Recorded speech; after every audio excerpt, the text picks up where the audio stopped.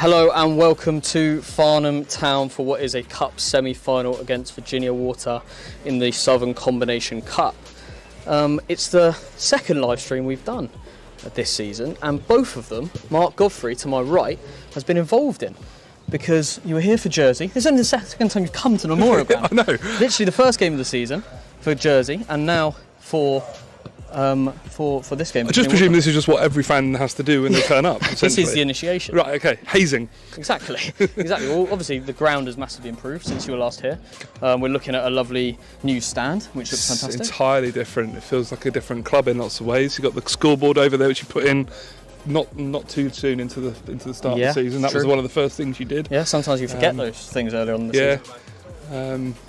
And then obviously the new stand, which is sort of the jewel of this season, I guess. Yeah, and the railings were put in club colours in order to make it a bit more like home, and the new boards. It looks really, really good. But tonight will be a tough test. Virginia Water are a good side. They play in the north side of the league. So that's the north side, but we'll go to their team tonight, which is number 1 Matthew Jones in goal, Owen Cartwright number 2, Seb Javara. Number 3, Billy Blake. Number 4, number 5, Joe McBride. Number 6, Jack Mullen. 7 in their captain, Casey Baccaro. Number 18, Jack Mills. Number 9, Guy Hollis. Number 10, Ross Nunn. And number 11, James Goodette. Farnham Town's team this evening is Pat Nash in goal, Brad Corzeni at right back, Tom Smith left back, Ange Jaja partners Max Meaton at the heart of the defence. Midfield 2 in the centre, Lamar Karoma, who's captain tonight, alongside Richie Mbele, who's in a fine amount of form. Out on the right hand side we'll see Owen Dean, left hand side Lamine Cisse, number 11, and then up front Lewis Flatman, number 10, sits behind Shamal Edwards. So, a team in form, Farnham Town, with 10 unbeaten so far at the back end side of the league as they come out of the tunnel, and doing well under the new management. Yeah, you must be delighted with that yourself. Yeah, it's been start of the season was like harder to watch, especially when you're in very limited control. But so far, the back end of the season, since the turn of the league season, really January, February, it's been quite good to watch. And we've got forwards now who can score goals, and Shamal Edwards has got 13 in 14 games, and Lewis Flatman up front has got 10 or 11. But when you watch him, goals was kind of the difficulty for this side, and defensively we're quite strong. Yeah. And now we can really score goals. So yeah, it's going to be an interesting one. Well, should be said, I've only been to the Memorial Ground there twice. I did catch the away game in the quarter final. You went to Ashford, of course. And that was sort of the first time I've really seen a big change in the side, because that was a comfortable victory, really. 3-0. True. Against a higher tier side. Yeah. Controlled the game. It just seemed like there was a much more stronger identity to the team and a style. Yeah. Maybe even, dare I say, swagger. Yeah, I think there was 3-0 good result away at Ashford. And Shams actually played off the left-hand side that night. He played down the middle tonight. But he was electric that night. Just drove at players, scored that fantastic goal. Amazing. He kept running him from halfway line. But we're a solid team, a team that's been together now for a decent amount of time. The same 17, 18 players have played most of the running, sort of last 10, 12 games. Any particular injury concerns or any? Well, you got Max Meaton, who's constantly injured, but he starts tonight. He's found himself a bit fitter than he has been over the last couple of seasons, and kind of filled a fantastic utility role for us. Is probably by trade a right back. Played centre mid last week in the last game of the league season, and we'll partner Ange at centre back tonight. Nice. But yeah, no real injury concerns, and we've been pretty blessed with that all season, to be honest. Like it's been pretty good. We've got a new goalkeeper, young goalkeeper, who we signed from Everton's academy. A young guy called Pat Nash. Who watched him in the warm-up. Fantastic. Oh, his hands are fantastic. Unreal. And distribution too. Yeah, he kicks brilliantly. Obviously incredibly young still. He's 18. He doesn't turn 19 until July. So yeah, he's really added a huge amount of value to this starting 11, and we'll be hoping to keep him going into next season. But this could be Farnham Town's last game of the season. Hopefully it's not, but it's got prospect to be. Virginia Water, like I said, no mugs, and they're wearing a very bright kit tonight, so we will definitely be able to see them. If Farnham had been in their away, this would have been a hell of a pink feast for the eyes. Pink versus fluorescent yellow would have been quite something. We're actually going to have an away kit with not dissimilar colour involved next season. Barcelona away. Yeah, I like this kit a lot. Farnham set up in a sort of classic 4-4-2 and get us underway, and Flatman goes long into the channel, and Farnham already up the pitch. Probably should mention, Harry, what a great job the guys, including you, have done on the pitch this afternoon. What a mammoth task that was. Yeah, we walked into the pitch this afternoon, or this morning even, and it was like Lake Farnham, but we managed to get the game on, which is great. Long throw in from Corzani. Owen Dean rises fast, and goalkeeper picks it up in the 6-yard box and sprays it out on the right hand side.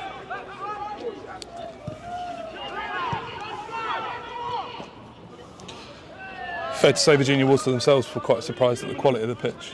Yeah, they arrived, they kind of sat in the centre circle as away teams normally do. They started talking about the sides collaboration that we've got this season, and then moved on to say how impressed they were with the pitch quality, considering the stage of the season we're at. And I agree, Pete, our groundsman, has done a fantastic job. There's still some problem areas, but you get that in non-league.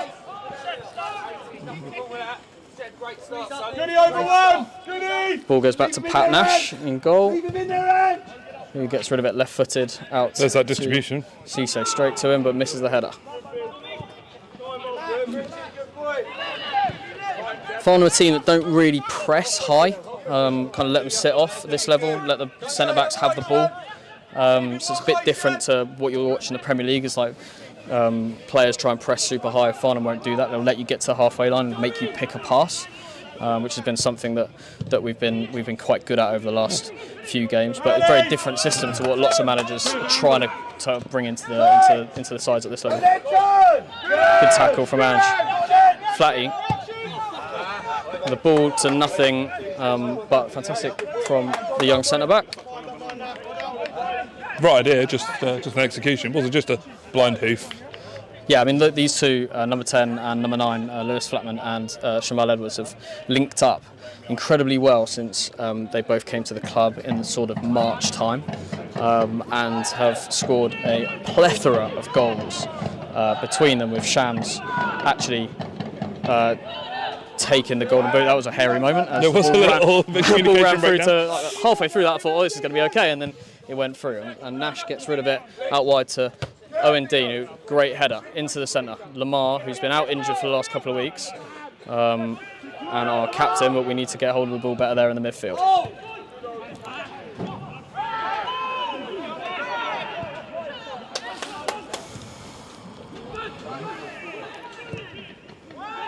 Nice ball forward, but Nash will deal with those all day long. And you'll notice with Pat over the course of this game how high, that's a really good header on from Flatman, but how high Pat in goal will actually take the ball, and he's really quick off his line, and he'll do as much of a job with a sweeper as he will as a goalkeeper. That's surely quite rare in step 5. What a nice slip there to show off my gardening skills earlier on. There definitely will be that all evening. I reckon slips might play a pivotal role in the game. It's a good header from Shams. Gets it into Flatty. He's been cornered out a bit there, and Virginia Water have done well. A few teams over the last couple of weeks. Oh, it's a really good ball over the top. Yeah, it's a good, well-timed run. Needs to go home, but he's taken it wide, and it's out for a Virginia Water throw-in on that far side in front of the new So Resi stand. We will be doing more live streams over the course of next season. But here comes their long throw, nice and flat. They've done well, Farnham deal with it, but long throw is what I've been told we can expect all game from Virginia Water. If it works for Wrexham, it works for anyone. At this level, a long throw is it's an absolute weapon.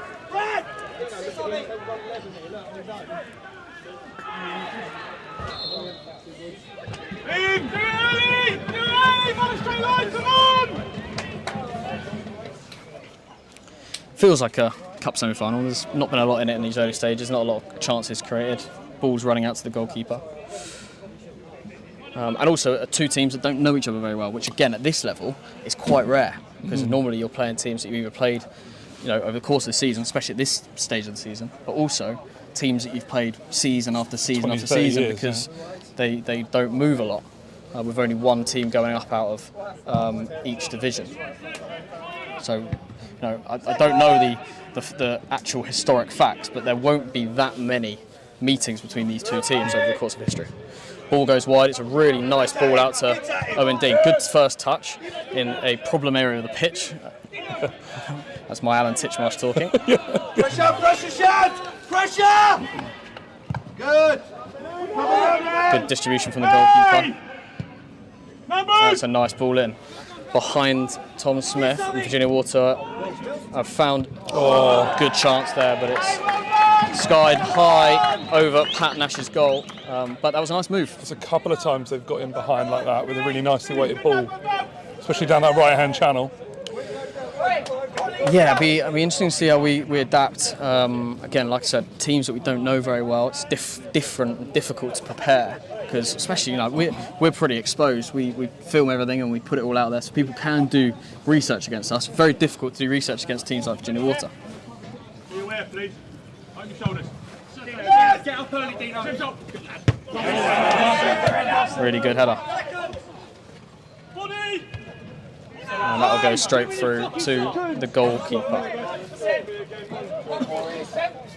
Owen Dean here is completely free. And on come the floodlights. I've just realised I've forgotten to put the timer on the scoreboard because I've been doing 100 jobs. However, that won't ruin anyone's experience this evening, as long as I remember to put the goals on. And it's great hands from Pat Nash. But I've just remembered I'm even in charge of it tonight, so that's good. To be fair, I did see you dashing over from announcing the team to the commentary gantry. You were running over as if you were telling which player was going to take the first penalty in a shootout. It wasn't pretty. Right, number 10, Lewis Flatman. It's not a brilliant ball, but the idea was good. Lamar needs to pick that one up though in the midfield, and he doesn't quite get there. They look for a switch as a man over here, but it's well dealt with by Ange at the back. Crosses! Away by Meaton. It's also a different gantry position for us, only the last couple of weeks. Shams with a header on. Needs to start winning some of these second balls. Yeah, we feel off the pace. That's not a bad ball over the top. These are where Shams is going to come into his own. His pace, never. Is that a foul, but the referee's given it? It probably was a bit of just a little push in the back. Might be my bias coming out there. But I think the ball over the top's the right way, because it's actually getting stuck on the pitch. The pitch is definitely a bit sticky. It's perfect to play on, but it's sticky, so the ball will hold up a little. We've seen that a couple of times already from Virginia Water with the ball over the top or down the channel. It almost looks like it's overhit, but every one of them stayed in. There's another, but just too much. You're going to have to remind me, though, that I'm in charge of the scoreboard when, or if a goal goes in. I will bear it in mind.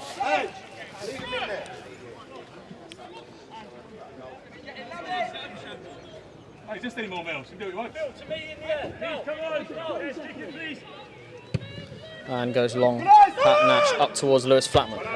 It's well won by Virginia Water's centre back. Lamar in the midfield, but to nothing. And that ball has gone straight over us and towards the Memorial Hall, and there it goes in the car park. Not that far away from my car. No, and it's hit someone's car. But the ball's in play. And that's the sort of mistake that we'll be looking to capitalise on. But Virginia Water have cleared up well, and they've got a chance here to break forward with numbers. Open your bodies! And out wide to that right-hand channel again. There's a man on the edge of the box. He's done really well. And Meaton does well to get rid of it. And that ball's gone straight to Flatman, who's now found Richie and Belly. Can he find it wide? Out wide now to Bradley Colzani. and it's a ball into the channel. It's gone. But it was the right idea towards... Yeah, that was unfortunate because that was probably the first time Farnham have found themselves in the middle of the park with some space and their head up with some time to actually pick a pass. So that was a shame it didn't pay off. Ball goes back to the goalkeeper. He's obviously comfortable with his feet and does well to distribute it forward. Smithy out wide to Cisse, who scored a brace in our final away game at Red Hill. Another mistake there when clearing, and Flatty has gone for a shot with his left foot from 25 yards. Your tone tells me everything I need to know about. I would say that he shouldn't be doing that, but he has scored from the halfway line this season. Yes, he has. Tom Smith does really well there, and it's now Max Meaton who finds a really good ball into Owen Dean, but that was probably the wrong decision, but he's got away with it. Now that's a better ball over the top into an area of danger towards Cisse, and boys can get forward here. Now will Brad come over? One of the issues we're going to have is lack of balls, as due to lack of volunteers today, we're going to struggle to go and get them. Oh, go on, off you go, come on. Pull your finger up. Lock on! And if there is anybody watching this in the local area that could come down and help us pick up some balls from around the ground. Or grab yourself a football. Or grab yourself a football, yeah. That'll be £35 out of the club budget next year. Long throw from Tom Smith. Finds the middle of the 18-yard box, but dealt with well with Virginia Water. And that is a nice ball, again into that right channel, but dealt with well. And Pat Nash will have time on the ball, giving it to Max Meaton, who's wearing one of our reserve shirts without a sponsor. That's a good ball over the top. Now there's a chance. There's a chance. And it's in! It is in! And it's Lamine Cisse off the left-hand side. A mistake from Virginia Water, and he capitalised a really, really nice finish. Well, Flatty had stayed out wide on the left-hand side from the previous play, and it was his intervention there that created the space. Really nice, and a great start for Farnham Town. And I am in charge of the scoreboard. Thanks for reminding me. The home team go 1-0 up. Probably against the run of play, if we're honest. Although it's been a bit bitty. A little bit, but like as I said, Farnham had started to get a little bit more space on the ball in the middle of the park. First sort of 5 or 10 minutes, we don't know because the clock's not working. But after the first 5 or 6 minutes, it seemed like Virginia Water were more composed on the ball. But just before that goal, we had a couple of decent passes and some opportunities to get in behind. I think Shamsi's just going to cause them loads of problems. Yeah, and he has done for teams all season since he's come to the Memorial Ground, and he's a handful, right? Came in from Tooting and Mitcham at step 4. They've now been relegated as they were playing him at left wing back all season, despite needing goals. It's like putting Harry Kane on corners. Yeah, who would do that? It seems silly, and there goes another ball. No, you're all right. That one's come back. £35 saved. But yeah, they're playing at left wing back, and Jono and Jimmy brought him in, played him as a number 9, and he's top goal scorer for the town over the course of the season, despite only playing 14 games. Yeah. And you can see that, right? He causes trouble just by. Well, yeah, we're not blessed with the opportunity of a replay, but I think just by hanging on the last man the way he was there, just created a little bit of space. Right, Pat Nash take the free kick, and he slips as he does it, which again opens up the questions onto my gardening. Richie and Bele won that header well. There's a bit of space out on that left-hand side, but the ball goes long over the top, and now someone's going to have to clear it and needs to call for it, and he does well, deals a bit there, and as Pat came out, dealing with that if you can. Yeah.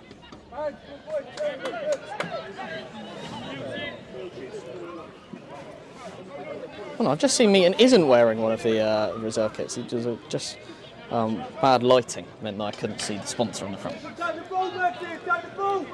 Should the sponsors be delighted about it? Yes. Bigger font. Bigger font required for the Farnham Food Bank. 150 people watching here at the Memorial Ground. The ball has dropped and it's got clear by Farnham Town. Out wide, and that's a really good ball out to Lewis Flatman, who wins the header. He's going to try and find a pass. Oh, it's found it all the way through. Oh, the linesman's got his flag up, but it wasn't a bad idea from Lewis. Just delayed a little too long there, I think. Just allowed him to drift offside. Well, I'm going to see what's happening on the stream. See, turn the volume down so I don't go thinking. 152 people watching, that's pretty good. Farnham Army being resounded in the comments, which is great to see. Obviously, only our second live stream. It's actually our first live stream on YouTube, which we put out for free. Next season, despite the restrictions that we've got, we will be live streaming more games, probably more midweeks like today, and definitely some away games too. Farnham Town probably want to get hold of the ball now, being 1-0 up. They've not really controlled it at all, but to be fair, that has been the style all season under Jono and Jimmy. It's been very much a game of counter-attack, and have done it very, very well. Ball forward from Ange, doesn't find anybody but the Virginia Water centre-back, who plays it well out to the left-back. Owen Dean charges it down. Instructions to push the defence higher. It's a lovely day. It feels like probably one of the first spring days we've had. Yeah. No, we're lucky to have such a nice mild evening. Still got 3 layers on there. Have you? But then I'm old. So. Yeah, it's true. And we're quite high up. You told me as a gantry, I didn't know what the altitude was going to be. Right. Yeah, it's not been great. I mean, you've had quite a few abandoned games and headaches with the pitch, haven't you? You get that at this level, but hopefully you don't in March and April. That's when you want to make up the games, and you're still getting abandonments. Even last week, in the final league game against Colliers Wood, it was a game we weren't sure we were going to be able to get on, and we've done well to get this on as well. Shams does well, and as does Dino with an early ball that probably doesn't, something that the gaffers below me are very happy about. They weren't very happy at all. There's a man, and that's a corner ball to Virginia Water, who do look dangerous when they put that ball into the right-hand channel. That's the third, fourth time they've gone down there. I don't think that was such a bad idea down here for Farnham to play that ball in early while there was space and everyone was onside. I think Jimmy looking to keep the ball, enough. like trying to keep the ball for a period of time. It has been quite frantic, I think. No one's really had possession for very long. Exactly. The ground is filled up. It's not bumper attendance, but I'd say, by eye, I'd say mid 200s. Good couple of hundred, yeah. Yeah, mid 200s, which isn't too bad. Actually, there's a few down to my right hand side as well. Right, ball comes in, and Pat Nash deals with it with a punch, and he's given a free kick for his troubles. Casey! Turns out, even at this level, keepers are protected. Very protected, and so he should be. My pride and joy, Pat Nash.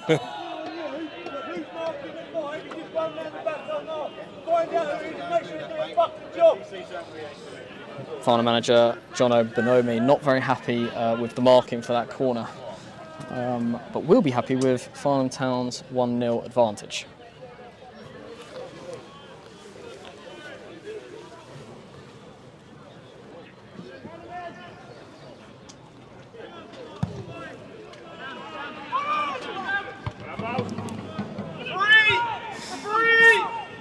Farnham winning lots of the ball in this sort of area. They need to capitalise. And Owen Dean is beating his man there on the right hand side. He's driven into the box. Owen Dean, one more inside. Go on, it's over. He's gone for the conversion, and he's got all the points he would have in rugby, but unfortunately not in football. You said they played Shamsi at wing back, yeah? Yeah, maybe they were onto something. Not the finest finish for a man in form, but fantastic from Owen Dean down the right hand side. That's what Farnham are going to want to make the most of.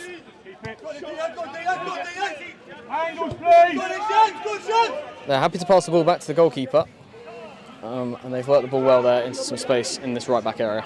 Billy Rambo, come on! Again, they're trying to load up that right hand channel.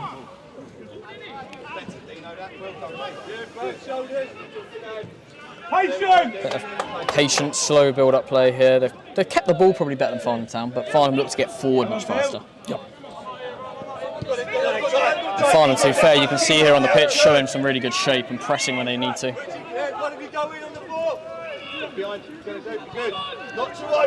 They're willing to let these centre-backs come out, and then that's when they press. And now there's a chance. There's a chance because Shams is in behind. Is he going to win the header? He does win the header. Is he going to shoot? Oh, just over the top. It's a corner ball. Infinitely harder chance than the one that he just struck it well. but he struck it really well, and the keeper did get a touch on that. Is it a goalkeeper that got a touch? I thought it might have got a nick off the defender, but it was a decent chance. Ball over the top from Flatty, but again, it comes from Farnham Town, letting them have the ball, pressing late, winning the ball back, and then getting the ball forward quickly, and that's what we've done all this turn of the season. Who's taking the corner? It's Tom Smith, left-footed. Over on our near side, which we're probably in the way out. We're not, apparently, which is good. Ball comes in from Tom Smith. It's long, it's deep. Ball comes back across. Chance! Oh, it's another miss from I think that should be another corner. It is another corner, but that felt like a really good chance. I think it was Lamar in there, inside the 6-yard box. Just couldn't divert it. Good header from Flatty at the back post there, unmarked. Kept it alive. And the Virginia Water management team naming Flatty below, saying that they're not very happy with why he was unmarked. Another good ball in, and it's well dealt with by the goalkeeper. Lamar now finds it on the right-hand side. Actually, the left-hand side, my right-hand side. Lamin. He's beaten them all! Oh! What a chance! What a chance! He beat 2 or 3 men there. Ritchie wins the ball, but probably not ideally. And now there's a chance for Virginia Water to get forward, and Thomas Smith's dealt with it well. And there goes another car's bonnet. It's the car next to mine. They're getting closer. They're getting closer. They're getting closer. That was a fantastic run right down the byline, reminiscent of Isak last night for Newcastle. Absolutely right. You're absolutely right. Yeah. How he kept it in, I'm not so sure. Nice from the number 3 of Virginia Water, and he's kept the ball. Shams presses from deep. He's done well there, Shams. And now there's a chance for Farnham to get the ball forward again. Switches on, Richie. Shams will try to beat him, round him. And now finally to regain their shape. But we look dangerous in wide areas. Both teams actually look dangerous in wide areas. Tom Smith with the clearing header. Lamin, a bit of a push in the back there, and the referee's definitely a little nudge. Yeah, but since the first sort of 2 or 3 balls that Virginia Water had over on that right-hand side, they've not really done that since the goal. 178 people watching, more than I expected when we started the stream this evening. Only 38 of them are my family. Only 38. That's not bad. Not bad. Yeah, really appreciate everybody watching, and hopefully you're enjoying this dreadful commentary duo of Harry Hugo and Mark Godfrey. Unpracticed, unrehearsed, live from the Memorial Ground. Ball goes forward. Flatty can't quite nod it forwards to Shamal Edwards. I think very much the Ryan Reynolds and Rob McElhenney of Farnham, I would suggest. Yeah. Yeah, I'm enjoying the sort of gantry. Well, you are, because you are actually involved. You actually own it. But here we are. Actually, just on that, Harry, how's it been the first year of owning Step 5 football club? It's been interesting, that's for sure. Is it what you thought? There's bits of, what I expected, and there's bits of Owen Dean, a really nice touch. Lovely touch on the near side. Now he's got to use the ball, and that's where we've lost out a few times already today. We haven't used the ball fast enough, and that's just why goalkeeper had it covered. But chance there for Owen Dean to get rid of the ball faster and just hold on to it for a bit longer. But yeah, go back to your question. It's been a season of trials and tribulations, as we expected, but not necessarily the ones that we expected. But we've done some good work, and the ground looks fantastic. I'm very proud of everybody behind the scenes who works tirelessly in order to get this stuff, up and running. Even to put on a non-league football match, you need volunteers to put it together. People behind the football, and that's really important to note. It's a nice little ball. That's a punchy pass back to the goalkeeper. They're happy to use him. It was firm. They're happy to use him every time. Probably was a push, but they've got away with it. Brad wins the throw-in, and he'll take it. And also shout out to the fans, because we were averaging an attendance of about 140 last season, and now we average an attendance just lower than 400, which is sort of ridiculous for a Step 5 team. So huge shout out to the fans, for both the ones who comment, like, and watch everything that we put out online, but also to the ones who turn up every week and we can hear the drums going in the clock end. And people that come to the Memorial Grounds, or people that have travelled to the Memorial Ground for one-off games. So it's been really, really good. It's a really good ball. What a touch that is from Tom Smith. Not as good as I thought. Heavy. And that's a really nice ball as well. Brad's done well to come across. And now he needs to pick a pass. That was probably not the one he wanted, Max, but he's got rid of the ball. But it's straight to Virginia Water in the midfield. But he's done well to get that second ball. That must have been really, really encouraging. Your first game here, first game of the season against Jersey Bulls. Jersey Bulls. What was it? Over 1,000? No. Let's not go too heavy. There was about 650, but it was very good. Well, felt if busy. you're going to round it up. Yeah. But we did do over 1,000 for Badshot at home. Yes. We did 750 for Shearwater at home. We did 490 for Alton at home. Camberley low 400. So yeah, we've had record-breaking attendances this season, and that's got to be higher than the league average. Way higher. League average is like low 100, so 110, 120. But we're really getting there in terms of what we're doing as a club, which is great. We just got to match that with hopefully some silverware and a promotion push next season. It's a really good ball in from the throw, which is going to be something that they're going to use all game, but Lamar Karoma does well to get rid of it. Now there's a chance. There's a mistake on the halfway line, but they've dealt with it well with Virginia Water. Ball goes out for final throw on the far side left back position for Farnham.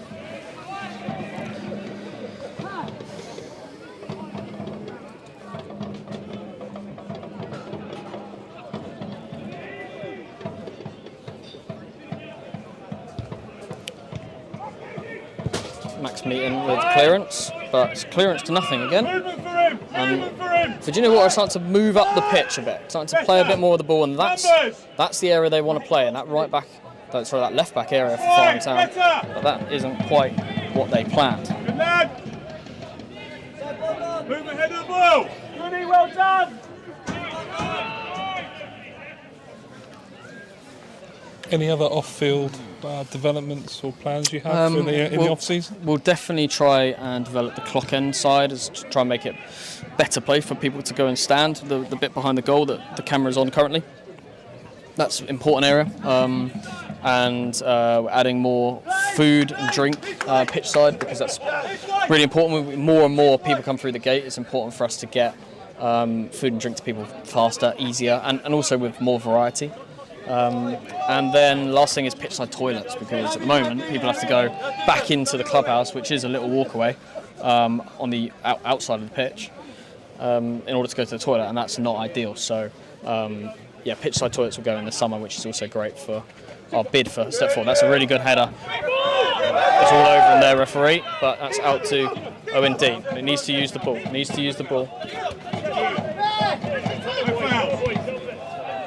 And Richie Mbele plays the ball back to Pat Nash, who puts it forward. Really nice kick there. Owen Dean with a nice flick on. Okay, Shams is in here.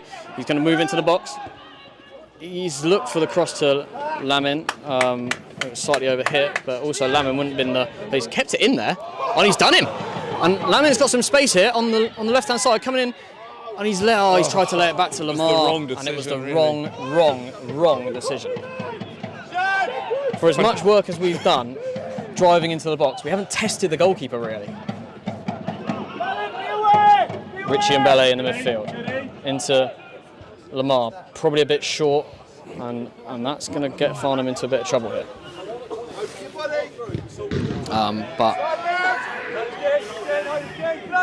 But Lamar's done well, and he's been pushed over. And the referee's just watched it happen and not done anything. I think he probably should just get up. Maybe it's more of my gardening that needs to be questioned again. A little bit of slipping.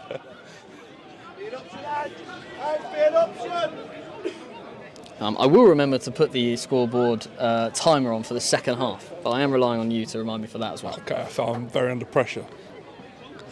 Ball goes forward. This is Shams. He tried to play it inside, but there was no one there for Farnham Town, and now Virginia Water have the ball back with the goalkeeper, who's been very happy to have the ball at his feet when he's been given it. Tom Smith with the clearance. Second, get there. Compete. No foul, don't need to foul. Don't need to foul. There you go. No foul. Chris, no foul. Richie and Bella dealt with that really well. Oh, Chan's trying to just turn the man. Trying to roll him just. It's always an option, isn't it? It's always there. Anywhere near him. And also near him. Any mistake from the centre back is in. He's waiting for it. He's such a threat. It's a good turn. That's a really good pass, and Virginia Water in here. Played it back. It's a great tackle. It's a great tackle. Finally to pick up the second ball, and they do. And they do. Is the referee going to give it? He's not. Offside. And offside. There was a real chance there for Virginia Water from the left winger. It was, but Farnham got back really, really well. Really committed. With a unit. Very good. He closed down that space very quickly. Danny, come this side. Tactical swap here for Farnham Town. Owen Dean going down the middle as number 9. Lamin Cisse being swapped to the right-hand side, and Shamal Edwards moved from number 9 out to the left wing. Not something we see a huge amount, but we did see it against Colliers Wood at the weekend. Okay. Might be trying to use Owen Dean's strength and height, and really good jumping in order to hold the ball up a bit better, try and get the ball to stick, and trying to get more pace out the wings. And Lamin's done so well so far on the left-hand side. Can he do it against this right back, who's been caught out by Owen Dean a few times too? Long throw from Brad.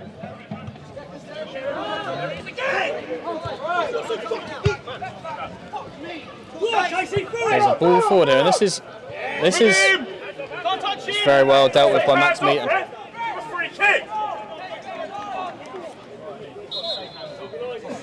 Owen, you good? You good? Got to stay hands off the Listen. Oh.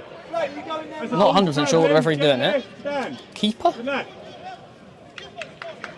Billy, more chat in there, 3 of you.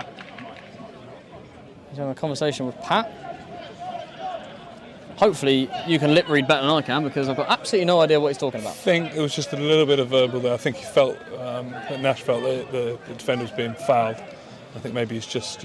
You rarely see referees go and talk to the goalkeeper. Right, long throw. We know that's going to be where their danger comes from. The ball is loose. There's a chance. And the far. He's given a penalty. It looked like it as well. He's given a penalty.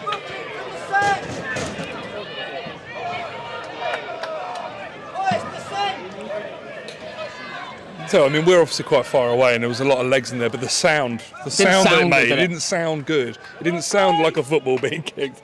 Not sure who it was, but Pat Nash has faced one penalty this season. Red Hill at home, they scored down the other end of the pitch in a consolation 4-1 scoreline.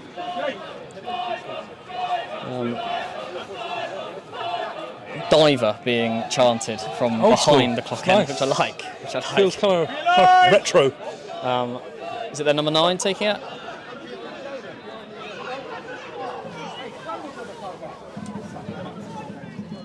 Number 9?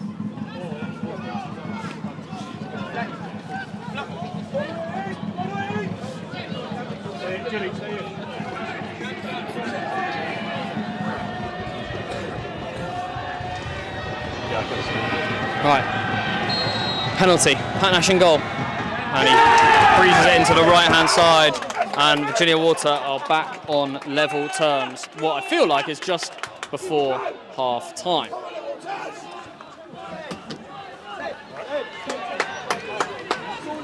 Probably the deserved scoreline. Oh, I don't know. I mean, that's their first shot on target. They had one shot over the bar earlier on, whereas Farnham have had a number of different chances down here from the bar line. True. Edwards. So I feel like we haven't tested the goalkeeper that much. No, just that little deflected or nicked shot off the goalkeeper from Shamsi. It's a shame. It's a shame Farnham couldn't push on and get that second. But Farnham need to get their act together and start retaining the ball better. And as I say that, they launch one straight forward, and Farnham's shirt is absolutely nowhere near it. Right, Tom Smith, here with some space. Tries to take on a player and loses out, and now he's out of position, and Virginia will have a chance if they can get that ball away. And goes back to Pat. And he clears it, but it's again to nobody. And that's Max Meaton. Lovely header from Owen Dean. That's probably why he's been put up there. It's probably a bit too adventurous. And that's been closed down.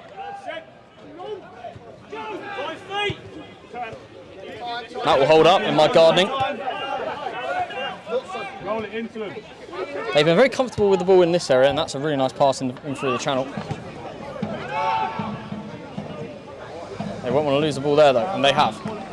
Someone needs to drop into centre back. Nash is across, and he does really well. Excellent goalkeeper. I have to say, it didn't look good when he started coming out. I thought he was second favourite, really. Smart decision. It was excellent. And clears it, and I will not see that ball until I go for a pint after the game.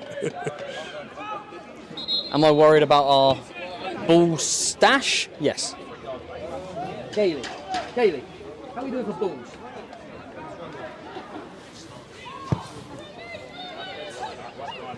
That does add a certain element of jeopardy to the game, knowing that this is the last ball Will available. we finish the game with a football?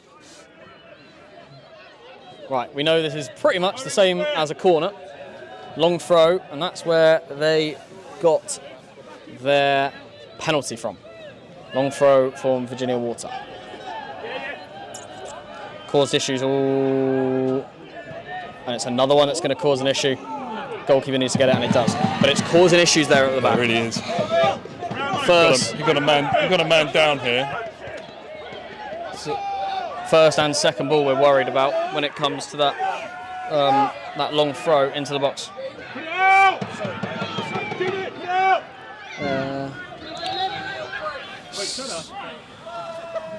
There's a man down the far side. It is a Farnham man. Based on position, I'm just kind of having a look around the pitch.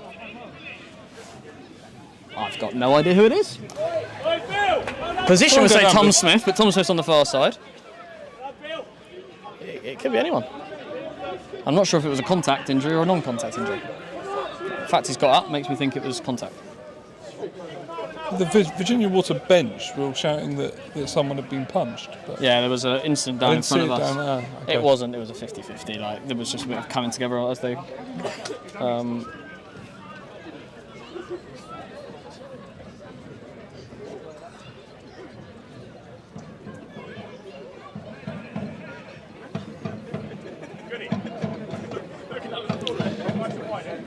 was a little bit disappointed at the lack of housery in that penalty from Farnham Town. No kind of crowding of the penalty area. No penalty spot kicking. It was all very gentlemanly and accepting. I think the pitch is doing its best. Doing that job for us. Well, the pitch is looking good, to be fair. It really is. And he slips.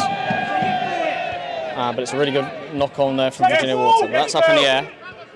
And again, won by Virginia Water in that second ball. And the referee is going to give a foul in Farnham's favour. And we've taken it fast. And now there's a ball in over the top. That's a really nice ball, but no one really sure who. It wasn't one or the other, was it? Who's going to go to it.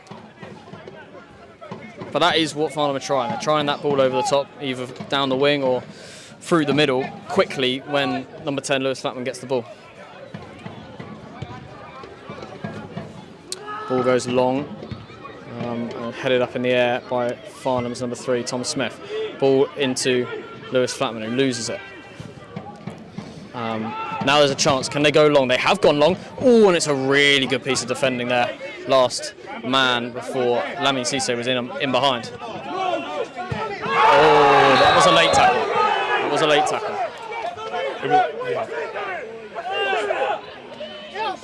It was very late and deserving of a yellow card there. Really. Yeah, it was a block. You can see what he was trying to do. He didn't really make much contact, but it's one of those things that you expect a yellow to come out. I think the lino could see much better than the ref there. That's late enough for a yellow card, and I think he's going to receive that. Yeah, no one can. I don't think Owen Dean has ever not got a yellow card when he's played in the central role. This is very much one of the reasons maybe that he's been put down there to kind of rough it up a bit. He never really felt like he was going to get the ball. It always looked like he was stretching, going to stretch it, but he wasn't about to pull out. And he is shown the yellow card. Owen Dean, who signed a contract with Farnham Town last week to keep him with the club until the end of next season. Youth prospect, came through the ranks, played for Farnham Town for 10 years. So really good. It's a local lad. Really good example to all the youth teams that we've got here at Farnham of a true pathway into the first team. It's a good header. Farnham Town need to retain these second balls better, but that is a really nice piece of running. Shams out on the left-hand side now.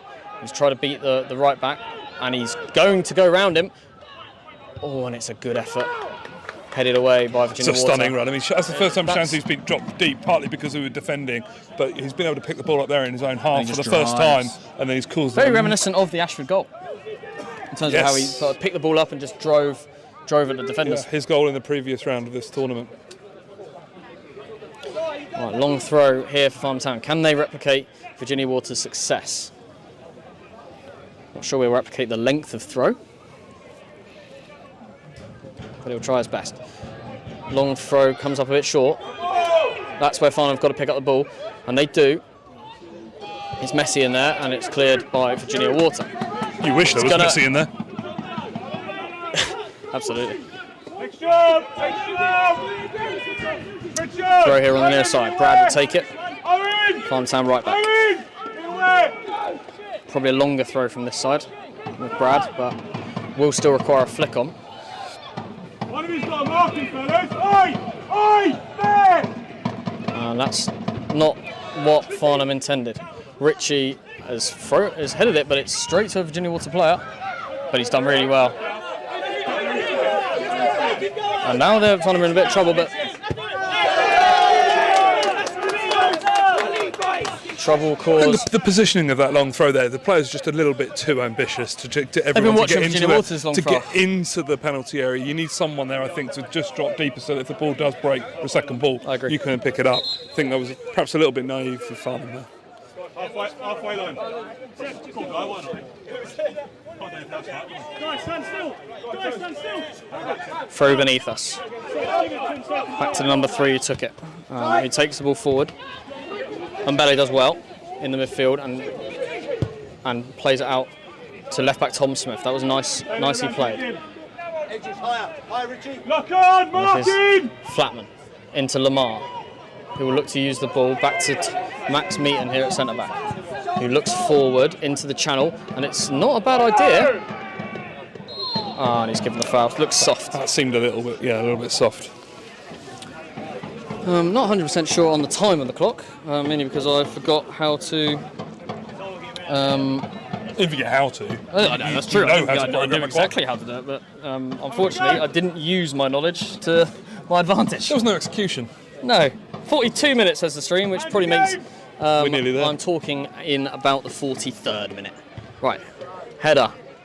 Forward into another dangerous area, and Virginia Water deal with it by heading it out. Will we try something ambitious again, or will we play? That's the instruction from below me to play, but looks like we're more likely to load the box, and we are loading the box. Again, will we be over ambitious with the length of this throw? Yeah, I'd love to see someone just drop a little deep, just the edge of the penalty area. I know where Lamar is now, but it's not really. He fancies this much longer. Not sure what form he's got to prove that. That's a much better throw. It's a knock on. Ooh, and that's where we want someone. Yeah. But he's done really well there. Lamar, good ball in. Ooh, well handled by the goalkeeper. Get in, Shams!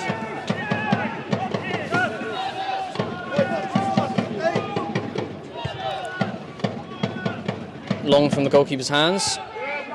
Max Meaton with the header, but it goes straight to the Virginia Water midfield, as it has done for much of this first half.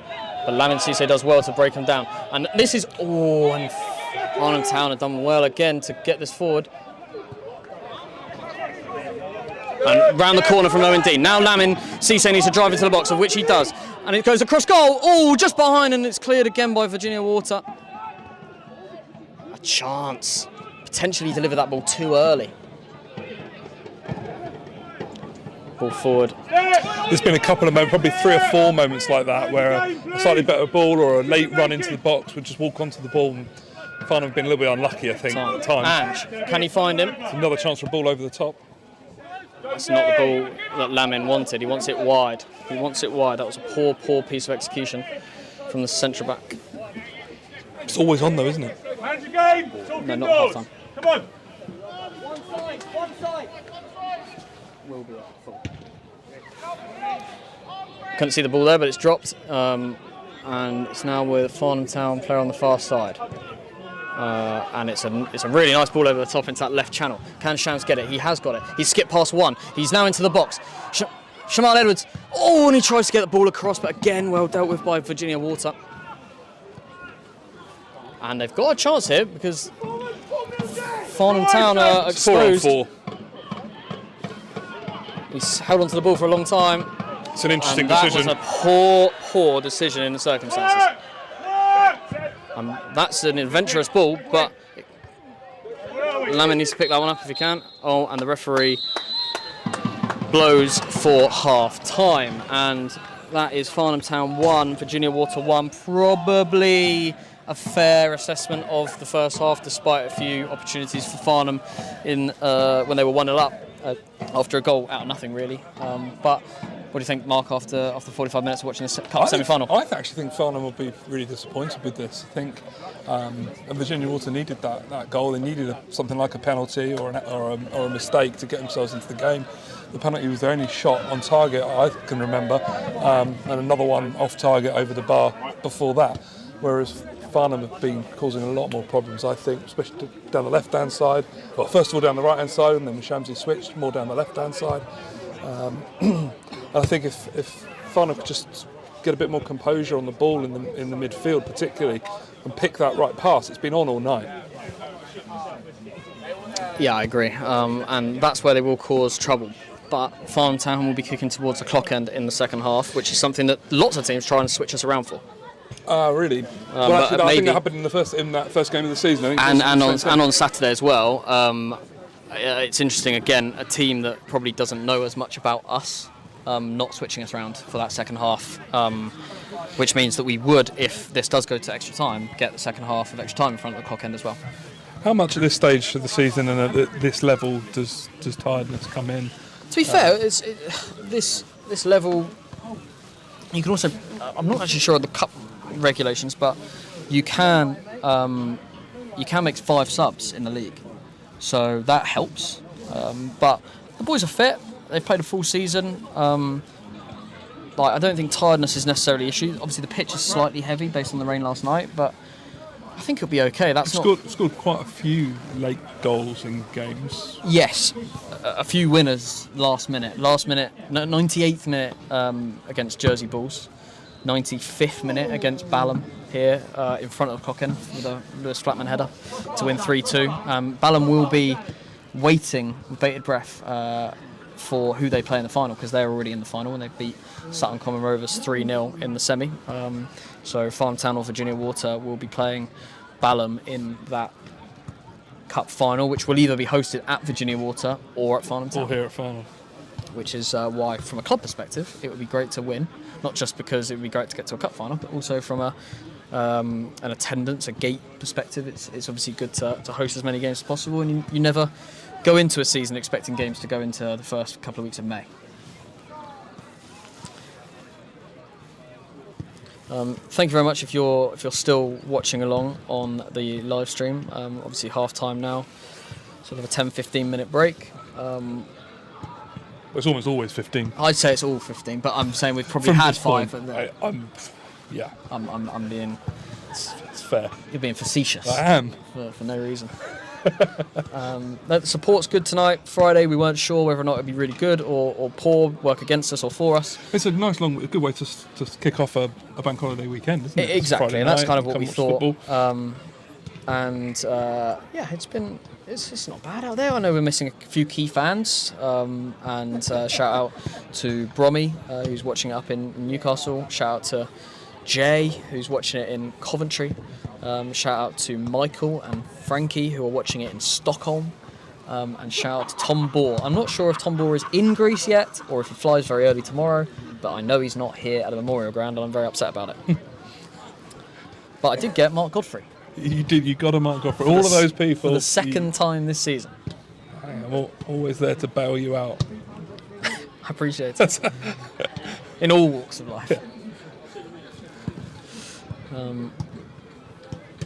But yeah, Farnham will want to come out and probably keep the ball better. I think that's all it is. I think there's been some excellent chances, and yes, you want to test the keeper a bit more than we have, but the fact is you've been getting in behind them, and that will worry Virginia Water. The problem seems to come in just not having enough control in the midfield and having just a bit more composure and getting the head up and finding that right pass. So many times the ball's gone over the top, and there are runners, but it either splits them or it falls short or it's too long. I think if we get that right just a couple of times, and could actually find themselves quite comfortable. Yeah, and both teams, like we've said throughout the first half, both teams are finding most of their luck down these wide areas and driving into the box or finding a cross. But also Virginia Water finding a lot of. They did lose their way at that though. Virginia Water. They started off. Then they just started to rely on the long throw. And then the long throw, the set piece, sort of come in a bit more. And I think they lost, after the first sort of 10 minutes, I felt they lost their way in the game a little bit. I felt like Farnham were a little bit jittery on the ball. Definitely weren't winning any second balls either. So every second ball was dropping to Virginia Water, which was giving them basically all the possession at that point when the game was a bit more frantic. Only when they started sort of looking more dangerous and starting to cause more problems than Shamsi. As you said, if they're playing in a different league, perhaps they didn't quite know what to expect from a player like Shamsi, and they're certainly going to come out in the second half and know what they're up against, because they're going to have to think about how to deal with a player like that. Because at times he's running rings around them. And I suppose that for the management team at Virginia Water, Shams are now playing out left. No, they don't know where he's going to play throughout the second half, right? So they've got to prepare all of the back four for how to deal with that. Who's going to run at you. And of course the issue with that, and that's what we saw with the goal, is that if you get too distracted by the run of Shamsi, it opens up the space for someone else like and Lamin has a comeback to his feet and drives in.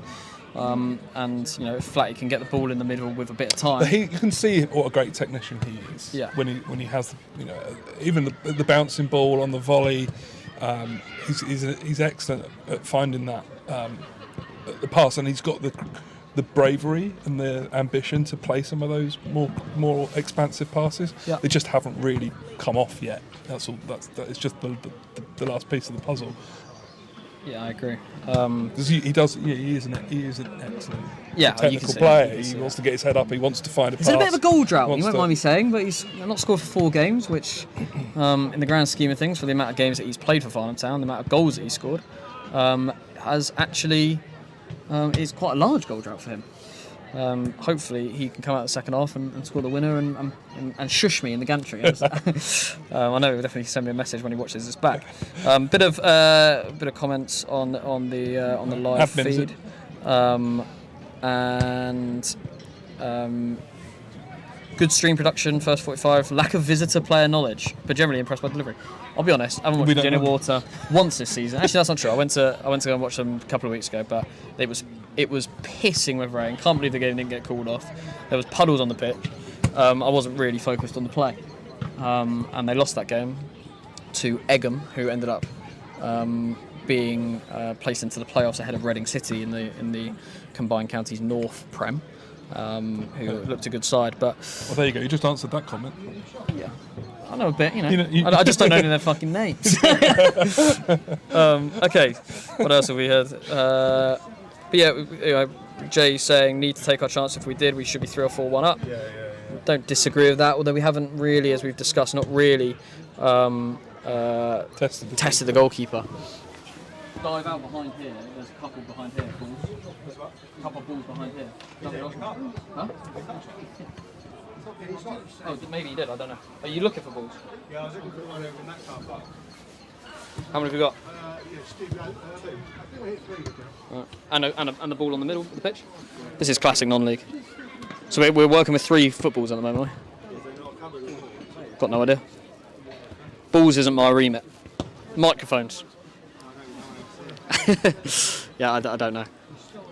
Just gonna have to recycle these balls.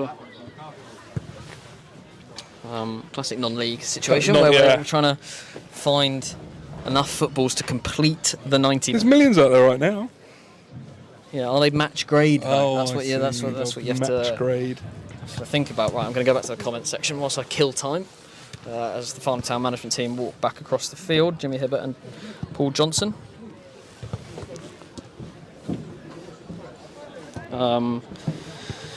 Right, what are people saying?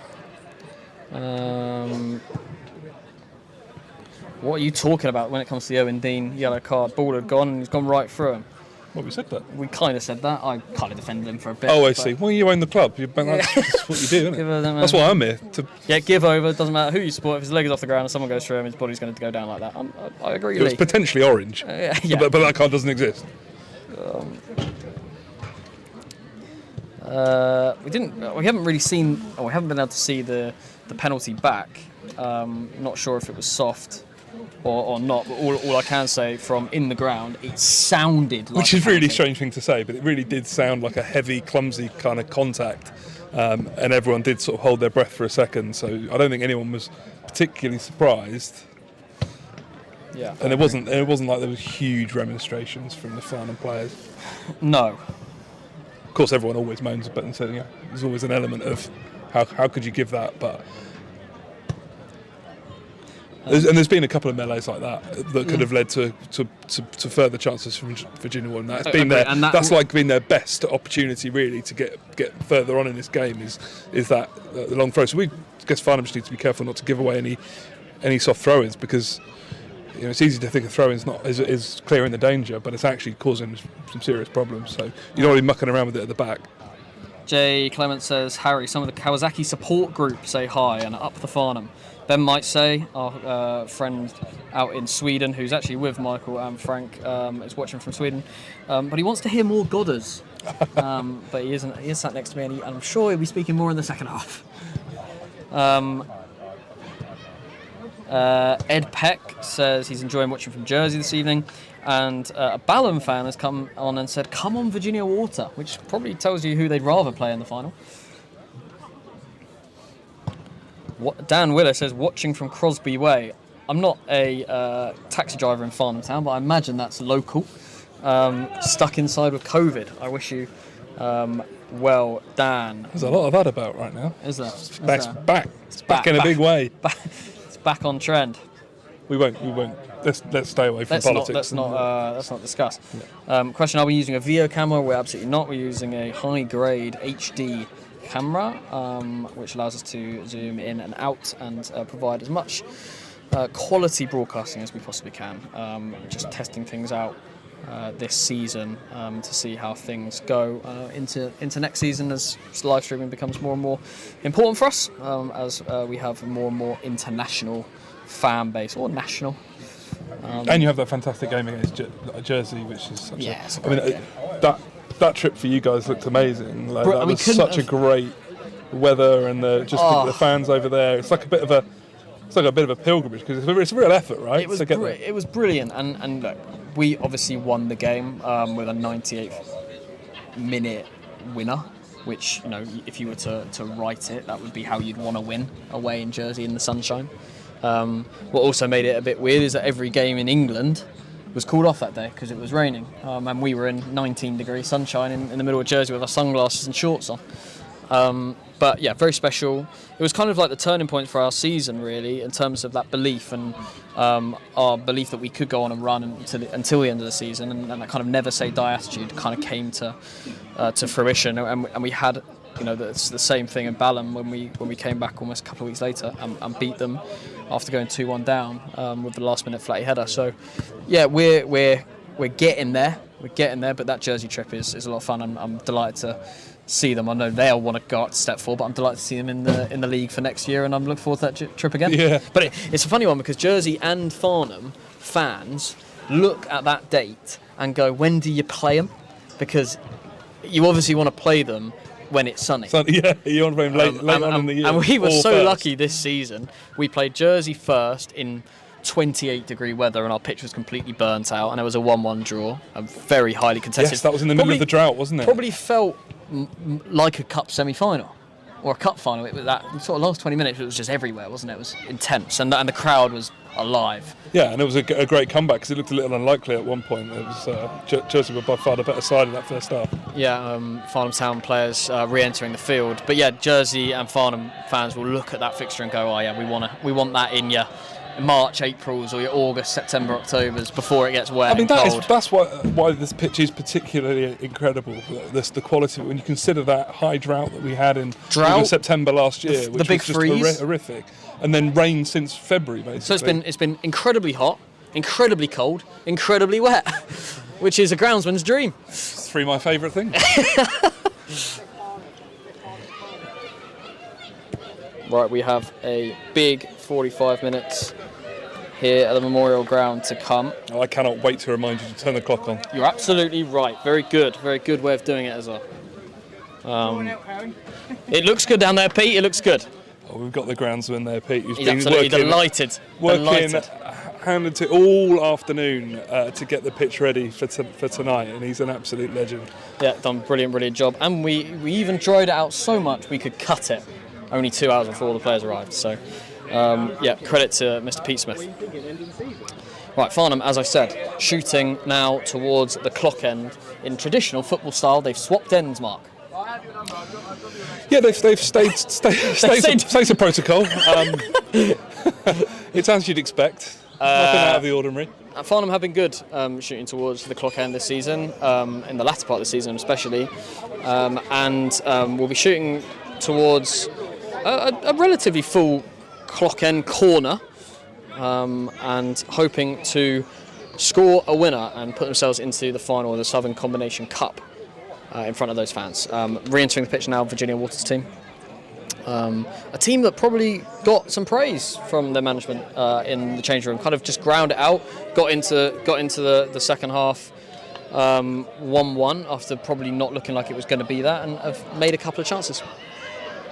I think though, in some ways, I feel like Farnham should go out and keep doing what they were doing. But as I mentioned earlier, just be a bit more composed on the ball and don't get caught on it in midfield, which happened a couple of times. Whereas I think maybe Virginia Water had more to talk about, and perhaps that's why they come out a little later. They need to figure out how to deal with some of the attacking players from Farnham, especially when they turn and run and get in behind. Yeah, and from a setup point of view, in front of me, Shams playing left wing from the start of the second half, as he finished the first. Flatty and Owen Dean central, and Lamin Cisse, the goal scorer, off the right hand side.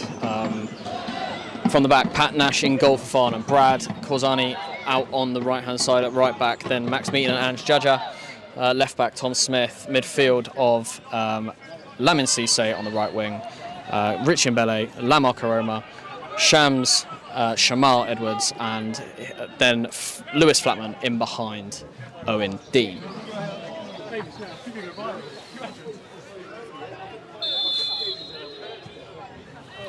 And this time I've remembered to press start on the timer, and we're into the second half, and it could be Farnham Town or Virginia Waters' last half of football this season. It's a nice ball over the top, and it's could have been a really nice touch on this near side to us. And that's another ball over the top, and will he see it out? He will. Goal kick, Farnham Town.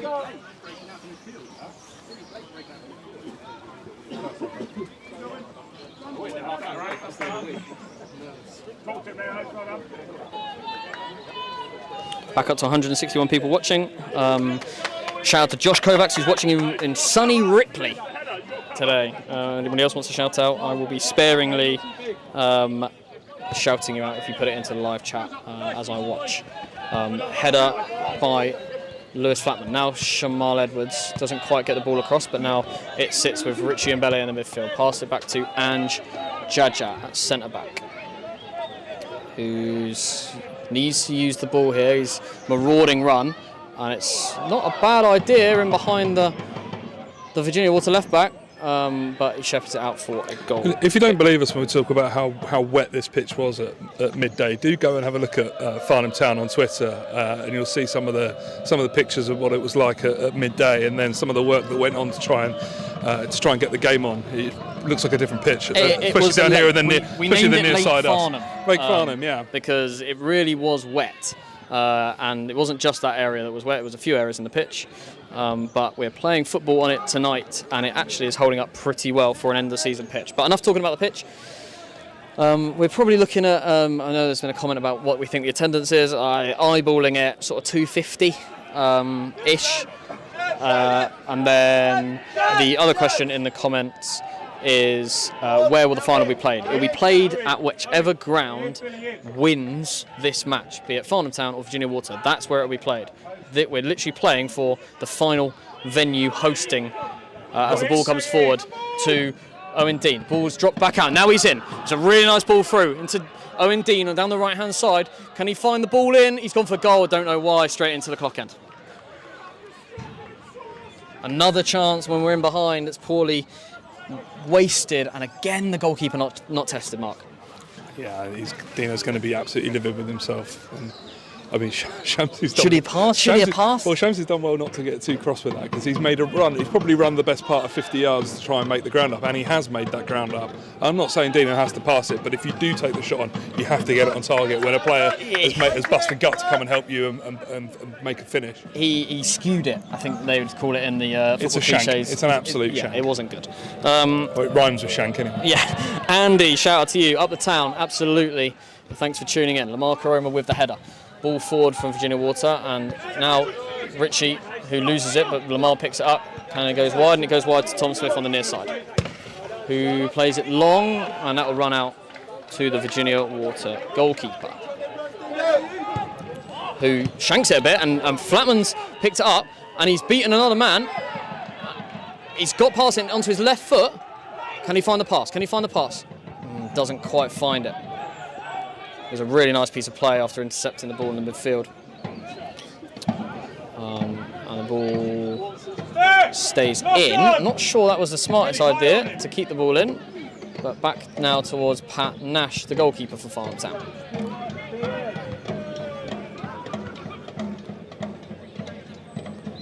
Head up. Good boy.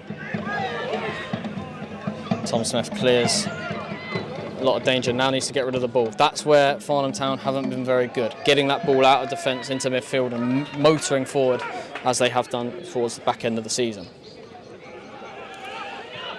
Throw taken quickly by Virginia Water, a bit deeper than probably where it was given, but now it's with the goalkeeper. Plays it forward.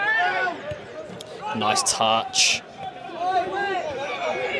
Players beginning to slip. That's a really nice ball. He was given a foul, although Farnham would have probably preferred for him to play advantage there. But the funny thing is, you sit down the other end with Flatty there, and you think, well, actually, to be honest, he didn't get an advantage. It's all crowded, and at this level, you just want the free kick, because a shot at goal is an excellent opportunity. And yet down here, you end up not playing advantage when the ball's in the goalkeeper's hands. That's the sort of lack of consistency at all levels of refereeing that it's quite frustrating.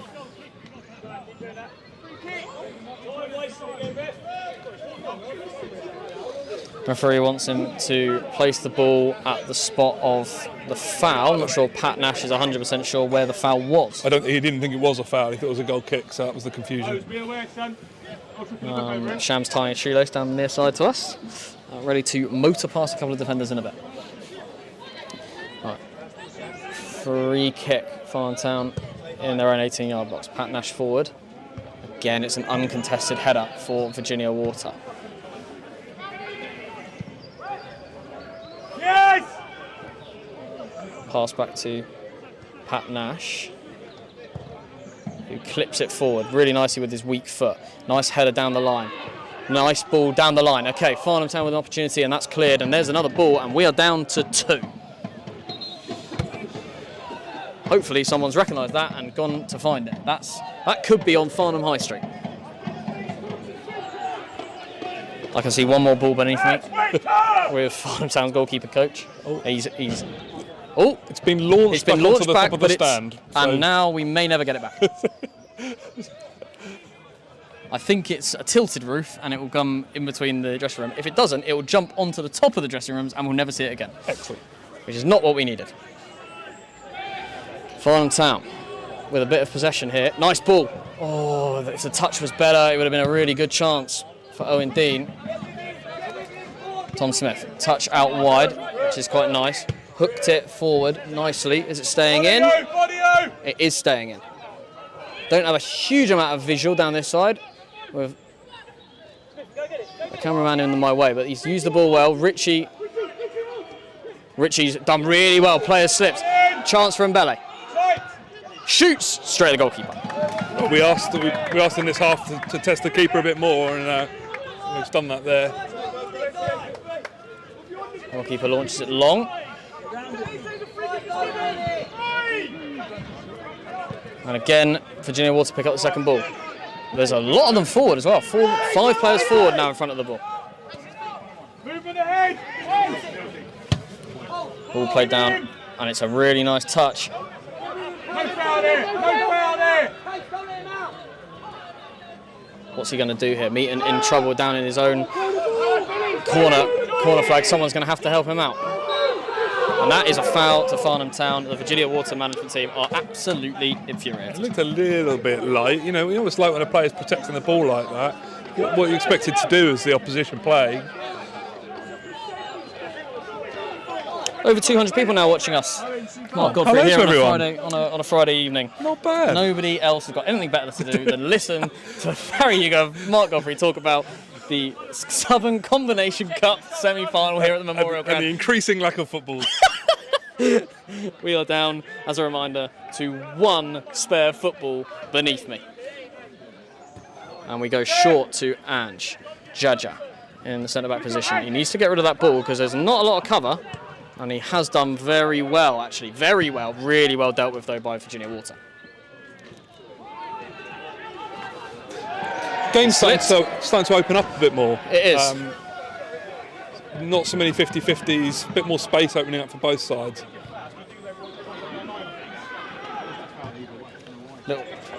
Little flick over the top.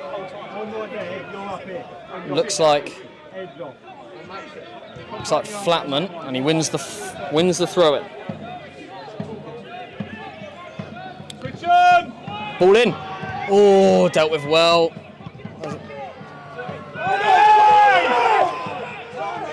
Virginia Water management absolutely incensed again as they fear that their striker is being handled by the Farnham Town defence. Yeah, they're seeing things there, I'm afraid.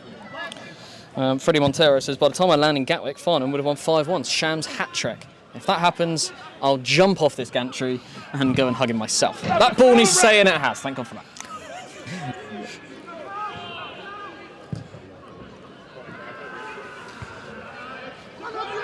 There's no one in that midfield again for Farnham. And that's where they're finding a bit of trouble in that midfield area. They're just not picking up those second balls. That's a risky kick. But Pat Nash does well with it, but that is not something he wanted.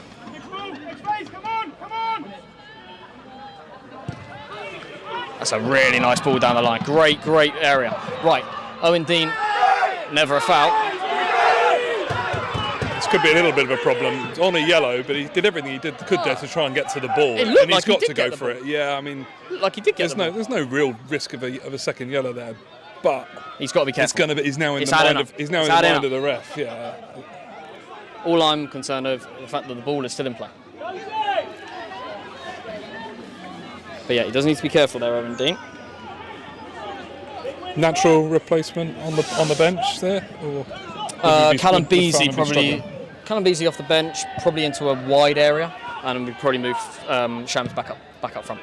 That ball looks high and it looks car park bound. No, it stayed in the vicinity of the football ground. Much to my delight. I don't want to leave you here high and dry, Mark, as I go and fetch footballs from West Street. It's the only thing you haven't done tonight. The drums are going as Farnham play towards the clock end here on Friday night in late April. Ball forward, shepherded out well by the Virginia Water defence. We should have put like bar stools up here, like Westlife, because my knees are beginning to hurt. Every time I stood up, we could do a key change. Yeah, and we do. We have been known to do a fantastic "you raise me up." Header from Richie, again to no avail, and that ball is going through all the way to Pat Nash, who will always choose, if he can, to put the ball on the floor and kick it. It's a nice header from the Virginia Water centre back. Shams can't quite get it out of his feet.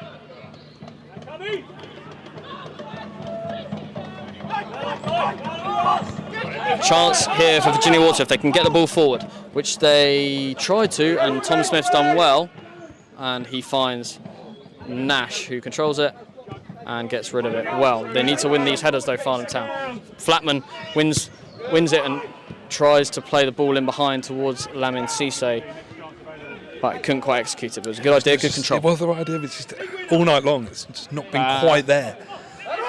Lamar needs to be dealing with those. There's a man now in the middle. Virginia Water into the box. And Pat Nash does really well down low. But that's where Farnham Town needs to be better, because they're getting the ball in those midfield areas and they're not keeping it.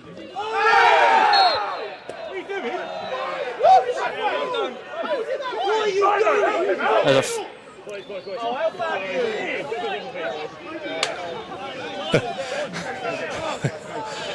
referee has signalled the wrong way, and it created almost more fury. Well, we did say at the beginning of the half that the teams had changed ends, and we thought everyone just knew that that's what would happen. But it turns out that even the ref was surprised that had happened. What is going to be interesting here, depending on where he kicks it from, I know he's going to be okay. That is right where I did a lot of gardening earlier today. So will it hold up at Lake Farnham here with a free kick? It does hold up, and it's a good ball in, and Nash claims really well. Good hands. But now, will you want to get this out quickly? He does, and it's a throw, and it's Lewis Flatman here with a bit of space for probably one of the first times this match, and that's wasteful. And there's fireworks going off, and I don't mean on the pitch. But Virginia Water's starting to get a bit of time. Both sides are. It's definitely opening up. Bit of time in this midfield area. Yeah, it was super congested first 15, 20 minutes. Oh, tactical swap here for Farnham Town. Shams going up front. Shams going back to up front. Dino back to the right wing, and Lamin back to left wing. How Farnham Town started the game. Paul Johnson tinkering with things in order to try and find the winner here at the Memorial Ground. More people have definitely made their way into the stand opposite over the course of half time. Looks far more full opposite us. He's going to get away with that, is he? He is. It was unorthodox. It worked. Owen Dean, long ball forward, searching. And that, to deal with that looks like a corner, and it is. Chance here for Farnham to build some pressure. Really, really nice long ball forward from Owen Dean. It's gone short. It's gone short. Flatman, ball across. Oh, and now Farnham need to regroup.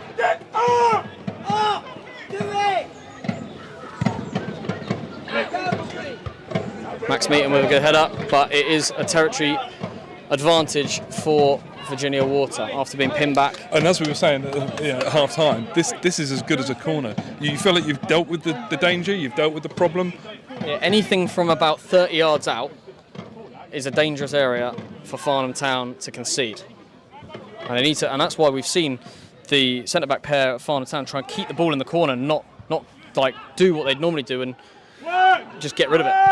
Flatman with a few keep uppies and it's away. Long header back up in the sky from the Virginia Water centre-back, and it's dropped again to a Virginia Water shirt.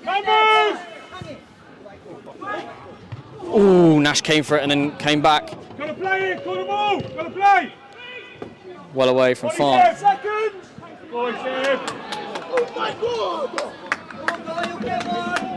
Virginia Water throw on the halfway line. Feels tense now. Not a lot going on, lots of happening in the middle. It's definitely simmering. Feels like something's about to happen. That sounds a bit silly, but like, I feel like there's we're only one real bad challenge away from something kicking off, I think.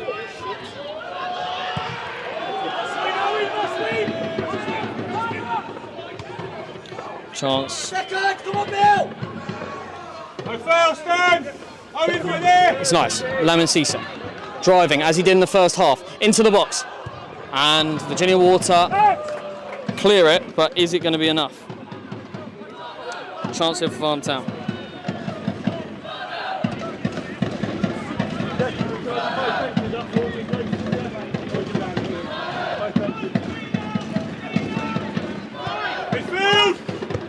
And Bele goes long. And is that a corner? Oh, he's given a goal kick. Got to anticipate the player's going to miss that there. You can't just stand and watch it. Yeah, there's more fireworks behind the clock end. They're impressive, aren't they? They're lovely, yeah. You organise it? I didn't, but I'm glad they're there. It's keeping me No one knows. Keeping me entertained. Not sure if we're picking that up on the camera. Are we picking that up? Yeah, we are. Lovely. Lovely bit of firework display here for Friday night. In April. What happens to celebrate with fireworks in April? Flatman with a good header forward. Shams is in here. If he can get the first touch, if she can, Shaman Edwards doesn't quite get enough on it in front of the fireworks, but it's a Farnham Town corner ball. That's what we can do quickly from midfield. And he's only attack. just moved into that central position as well, and that's why, because there's plenty of space in there. As the fireworks go off, Tom Smith heads towards the corner, and that I think that is the last ball kicked by Gailey out to Tom Smith. Are we in trouble as a football club if we can't supply balls? I imagine so. I think your fine comes directly to you, doesn't it? And there will be an invoice settled slowly. Okay, stay here. Maybe you can pay in instalments. If only there was a company that could do it. Tom Smith with the ball in. It's into and it's a really, really good ball into a danger zone and dealt with. Dealt with very late, very, very late, but well. But dealt with. And it's another Farnham Town corner. This time taken by. Not 100% sure. Could be Owen Dean. But normally I'd want him in the middle. No, Owen Dean's in the middle. That could be anyone. It's Lewis Flatman, I think. It is. It's Lewis Flatman. Flatman with the ball in. Another good ball in. Not quite being attacked by the Farnham Town. Loops! Oh, it's a huge, huge chance. Looked like Max Meaton with almost a defensive clearance back towards the goal. Goalkeeper actually dealt with it well because it was unorthodox. Missed header there from Ange. Tom Smith, he's been pushed off the ball there. And it's gone out, and it's a Virginia Water throw again in a dangerous area. What's good about starting the clock this half is I know exactly how much time has gone. Ball goes in. Flicked on. Oh, chance, and now they finally need to get back in before this ball comes back in. It's back into the deep area. Oh, he kind of took it away from the player. He took it off his own man. Another good ball in, up in the air. And it cleared off the line. No one was really attacking it from a Virginia Water perspective, but they've got the ball again on the edge of the box. Ball goes across. And dealt with again, Farnham Town, but they need to get rid of it, and they have. Oh, that's brilliant a nice ball, pass. Brilliant, and now Lamin Cisse on this left-hand side. Brilliant ball from Owen Dean. He cuts inside. Plays it wide. Oh. Sure gardening. Chance. It's petered out. But back to Lamar Karoma, captain for tonight. Back out to what looks like Lewis Flatman, and that is poor. I want to give him the benefit of the doubt. That first ball that came over to him took a hell of a bobble as it got to his foot. Just going back to that, how that chance was created. Bit of a melee in the Farnham Town box. Ball got out to Owen Dean on the right hand side, and the first time sort of half volley cut out to the left hand side, which is really, really nice. That's the sort of counter-attacking football that Paul Johnson and Jimmy Hibbert will want to see in this second half. Flatman drops deep to try and win this header. And it's going straight to him, and he calls for it, and he wins it. And that's what they want to see again. Virginia Water deal with it, but it goes straight into the middle of the pitch. And it's bouncing twice. 3 times that bounced before anybody got onto it. Ball is up in the air, but again, Farnham Town are absolutely nowhere near it. Tom Smith intercepts well, and now drives past drives past, inside. Can he find Shams? He can, and it's a lovely ball. Shams, in the channel. It's like Henri, he's flicked to pass one. Oh, he's tried to go around the goalkeeper. He did really well to beat the defender. And there goes another ball, and we are in deep trouble. No, there's a small child who's recovering it. We've got, maybe, thanks to my request earlier, we have locals chucking balls back into the pitch, which is much needed. Do you think Shamsi just did too much there? I think he needs to just put his foot through it. He tried to recreate the goal he scored against Cobham, his second of his hat-trick that day.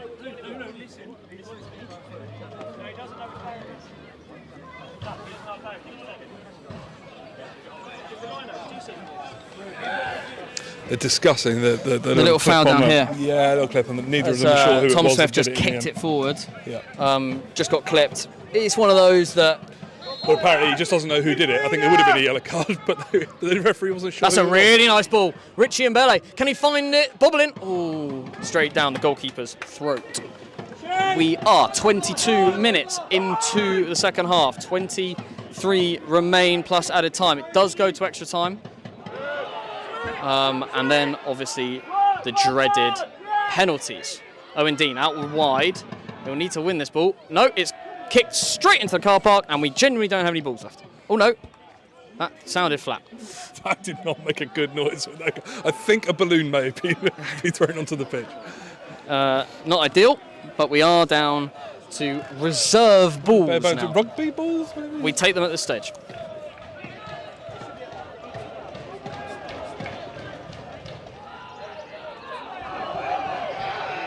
That's nicely worked.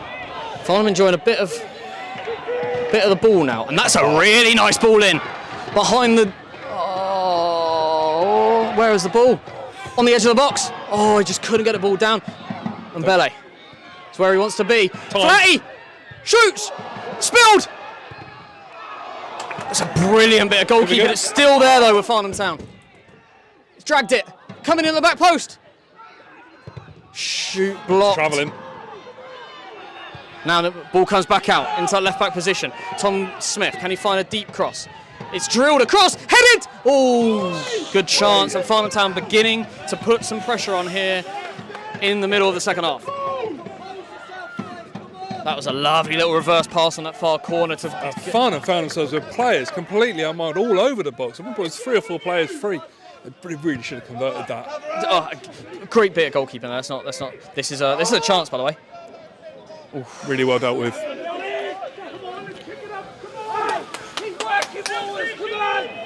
This is what I hate about football. I'm so nervous. So nervous. Doing the commentaries, at least taking my mind off it slightly. Right, chance. Virginia Water are willing to commit players forward, but that is poor. And that's happened all the second half, actually. Virginia Water's balls, final balls have all been really poor, rushed. Both teams leaving far more men upfield. Great touch by Lamin Cisse, but he's got away with it. And he's beaten the man. He's beaten the man. Not for the first time this evening.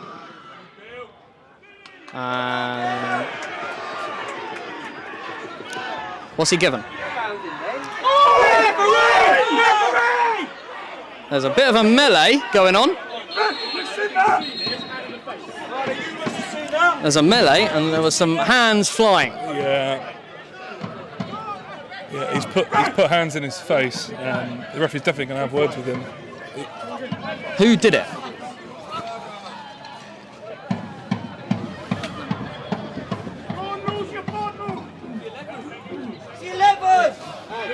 Yeah, he's got the wrong man again. Next season, the refs in the combined counties sponsored by Specsavers.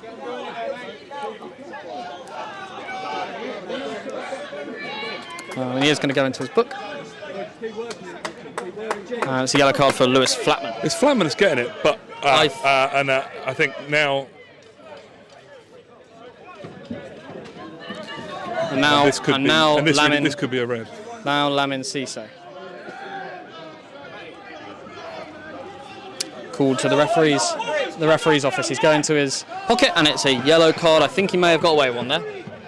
Yeah, and we're right by the Virginia Water bench. They saw it clear as day, just like we did, and it was definitely hands in the face. Farnham Town need to keep their heads here because they've actually created a bit of bit of impetus over the last.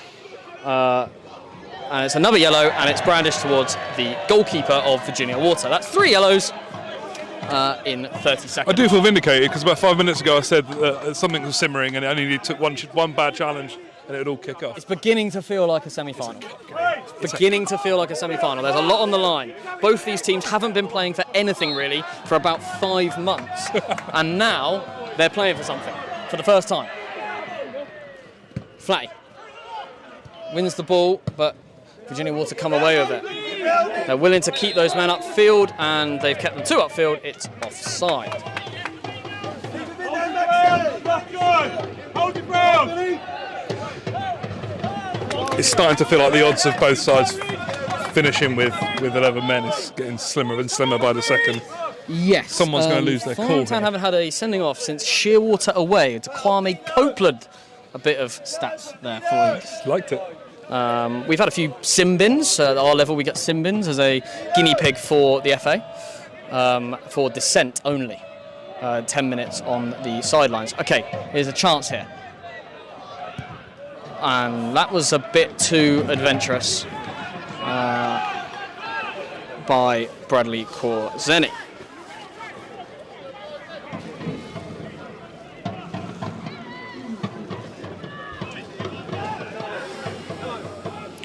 The referee has just asked, do you have any match balls? The answer coming back, No. decidedly no. Are they around? Yeah, they're around. And we've gone through 4 or 5 this It's evening. not in the club, they're just in the town of Farnham. 263 people watching Farnham Town versus Virginia Water here, live with myself, Harry Hugo, and Mark Godfrey on comms. Hello. This game has 28 minutes have been played in the second half. Hugely competitive. It's been very competitive. Combative. Combative, absolutely. This game does go to extra time and then penalties for those keeping count. It's currently 1-1. Both goals scored in the first half. First by Farnham Town, Lamin Cisse, number 11, and then number 9, Guy Hollis for Virginia Water from the spot.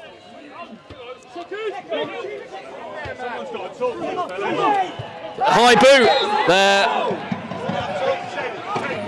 No intent, never saw him. That was innocuous. Not sure how I'm going to hold it together if we do win, from a commentary perspective, but who cares? I'd like to see it. I'm here for it. I can imagine you just sort of launch yourself from the gantry towards the pitch. One fell swoop. Right, it's a long ball from Meaton out towards Owen Dean on the far side. Ball comes back into the Farnham half, and Max Meaton deals with it straight to Ange Jaja, and that's a ball in between the fullback and... It's not a bad idea at all. No, not a bad with idea Shams at all. up there. Especially as time getting on, tired legs, Absolutely. lack of concentration, people switching off. Don't mind it at all.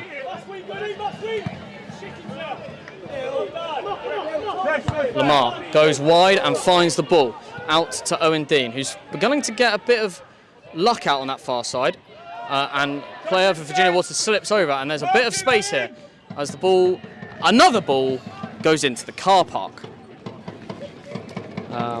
You need bigger stands just to keep the balls in. Yeah, we just might one net it thing. all the way around. Do it. Seems Do it. expensive It'd be- and unnecessary for It'd be like a 35 child's soft play. Very nice. And something that you've become more and more legally allowed to become into. Because I actually have a child rather than just All those years of practice, though. rather than just loitering around soft play. Okay, ball out on the right-hand side. Ball comes in. It's too high. And it's offside anyway. Offside anyway, but nice idea. And Farnham Town beginning to get a bit of luck down that right-hand side, which Virginia Water actually did quite well in the first half. I like how the keepers have to sort of climb a small hill just to retrieve the ball when it goes up there. It's quite good nice. to get their steps in. It's good to get their steps in.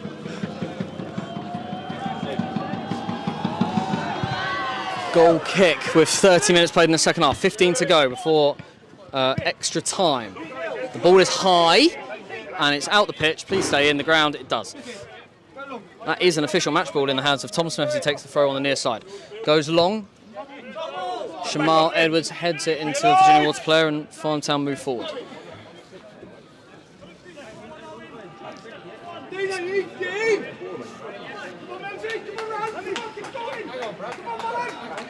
Short to Lamar Karoma.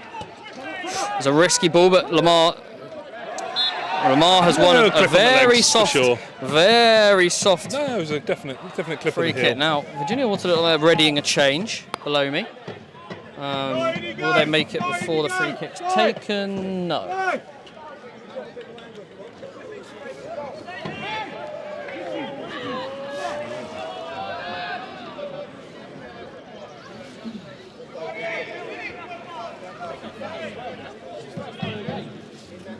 Is that yellow card?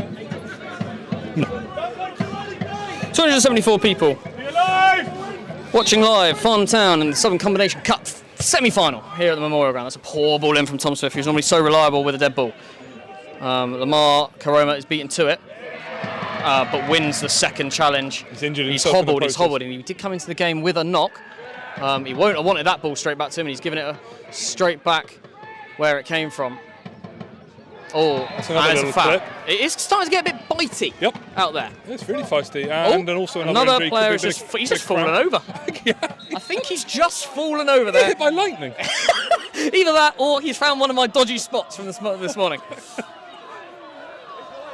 Can't say the clock end faithful are very pleased with how that's been dealt with.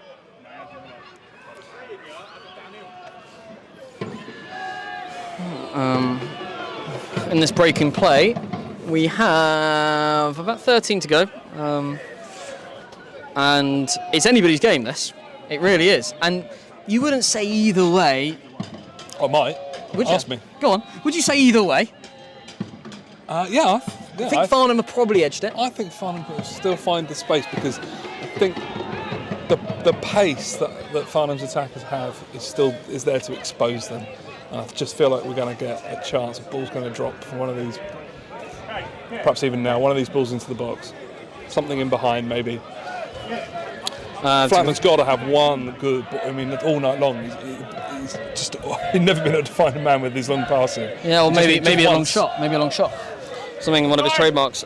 Just for the people commenting on the live stream, appreciate I'm a bit behind, but the final, if Farnham host it, will be played on either the 9th or the 10th of May, Tuesday or a Wednesday night.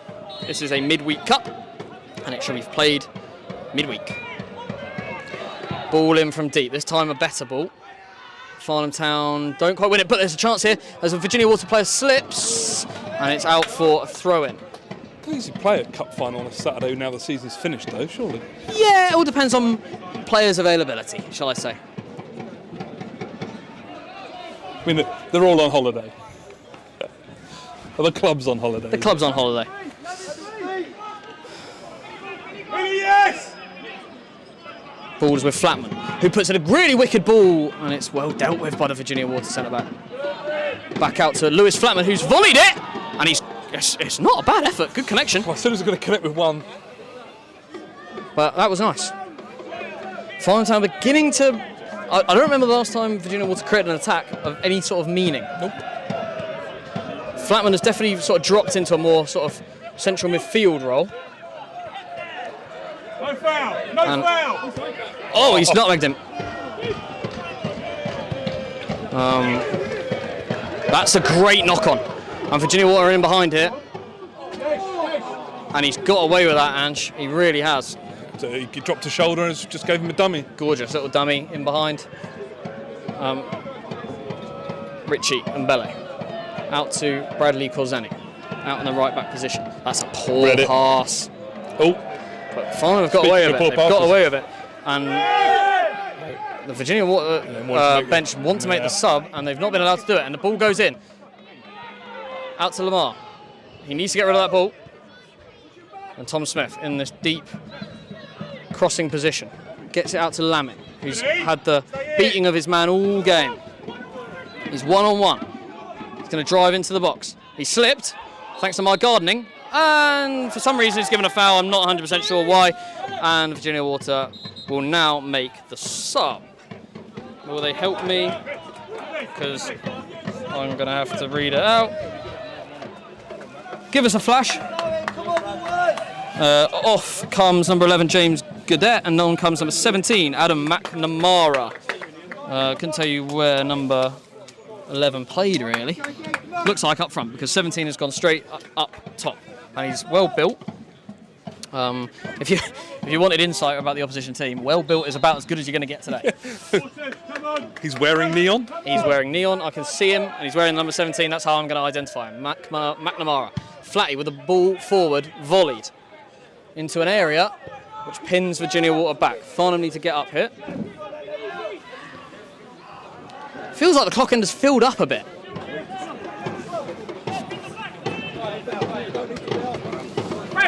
Ball goes down the line, and it's well dealt with by Max Meaton, but they're going to try and take a quick throw in here. Tom Smith does well to slow it down, because they'll want to load the box. As number 9, as he has done all evening, comes back to take the throw. Fakes a little short one before launching it in. Meaton deals with it, but it goes up in the air more than it goes away. Great touch by Lewis Flatman, and then a great hook forward. And that could have played Shams in. Great positioning there from the keeper, playing sweeper. Offside. And it's starting to get touchy. No subs yet made by Farnham Town. 37 minutes played in the second half. No movement either. No movement on the bench either below us here in the gantry. Where's that ball? It's with Richie Mbele, who plays a reverse pass. It's really nice. And the ball goes into the box. Flicked out. Flatman was there if the defender couldn't get onto it. Lamar Karoma into Tom Smith. Nothing silly from Lamin, who's been very good so far this evening. Tom Smith. Back into Lamin Cisse. Now Lamar Karoma, tonight's captain for Farnham Town. He's tried to dink it, and it's... Oh, nearly found a Farnham foot. Farnham happy to build it out from the back. Ange into Richie, who spreads it out to Tom Smith at left back. Back into Richie Mbele. Ange Jaja plays it inside. Owen Dean out wide. This is nice from Farnham. It's a throw to Farnham Town, and it's a sub for Virginia Water. Number 10 coming off, who is Ross Nunn, and number 15 coming on, which is Izzy Goddard Joseph. Not 100% sure of the positions again. Number 10, I think, has played centre midfield all game. I should think, though, with 6 or 7 minutes left, that was probably the longest piece of possession either side have had. Totally agree. And that just goes to show the level of how much Farnham have grown into the game. Yeah. And actually causing Virginia Water a lot of problems. Every time Virginia Water try and break out, they seem to fall over the ball, they lose it, give it away. I'd say that the nerves are with them, and the momentum is with Farnham. Farnham here with the ball on the far side. Ball goes into the box. It's high, but it's dealt with well. And they've got the ball here with a bit of space, but they've just wellied it into the corner. But actually quite a good ball. Number 9 tracks with Max Meaton. Deals with it really, really well. But they will load the box here, Virginia Water, for a long throw. We know what it looks like. We've seen it all game. And I'm sure people in the Combined Counties North have seen it all season. The ball does go into the box. It's up in the air. It's back in with a header. Pat Nash calls. Doesn't get it. It's dealt with. Virginia Water will be happy with the throw-in, but they don't get it. That's really good defending. Shams encouraged to pressurise the ball. He does really well. Now he's got the ball in from Owen Dean. Can he beat the man? No. Defended really well. Defended really well. Oh, he misread the bounce there. Lewis Flatman. This is stretched with 5 to go. Less than 5 to go, plus added time. We'll go straight, as usual, to extra time, because it's a semi-final, goes to extra time. All other rounds have gone straight to penalties.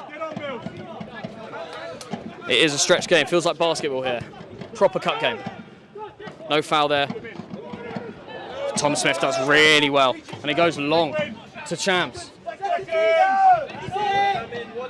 One of you going to need to get it, and the ball goes past Lamar. There's a man sprinting on that far side. it's a heavy touch, but he got away with it. He's done really well.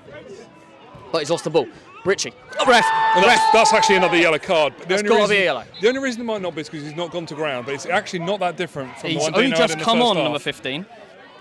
He's only just come on into that central midfield role. I don't know why that makes a difference.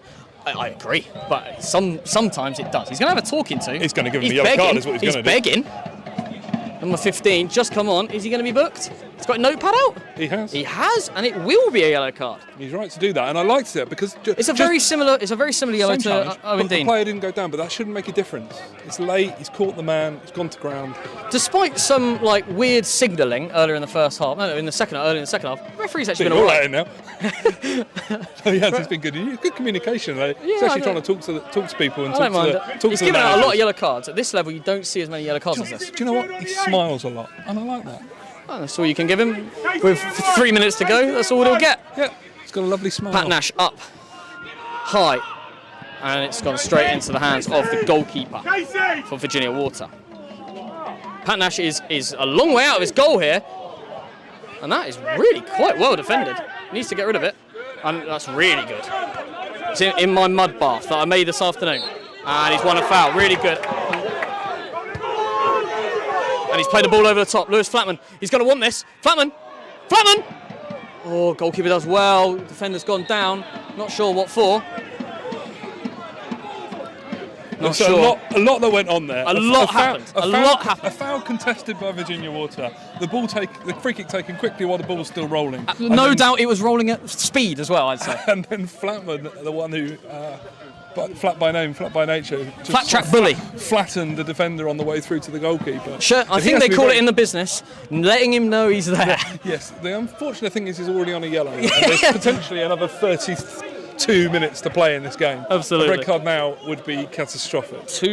How many people are watching now? Aaron Shepherd has just joined. Alan Sugar? No, not Alan Sugar, Aaron Shepherd has just joined. Seb. Hello, Aaron. Karzeski also commenting from Nap Hill, had a spell here at the Town earlier in the season, scored some lovely goals. 281 people watching here. Watch Farnham Town versus Virginia Water in the Southern Combination Cup semi-final. Can they watch on as Farnham grab a winner late on here? Ball goes wide. That's really nice. He's got some space here. Bradley Corzani moves forward. Nice little clip ball. No one's there at the back stick, but Lewis Flatman does recover it. He's going to need some support from somebody. He's played it nicely to Richie Mbele, who turns nicely, who finds Lamin Cisse, shoots! Oh! It was in. It was in all the way. We have a fantastic angle of it back here, and he struck it really well. Good defending. Corner ball. Still no subs for Farnham Town. We're into you've just the said 90th minute, said it and out comes the substitute board. I think they call it curse of the commentator. I'm not sure who is coming on, but I'm sure I'll find out very shortly. Right, corner on the far side will be taken by left-footed Tom Smith. There's a lot of bodies in that box. And the ball goes in. It's a really good ball in. Ball is high.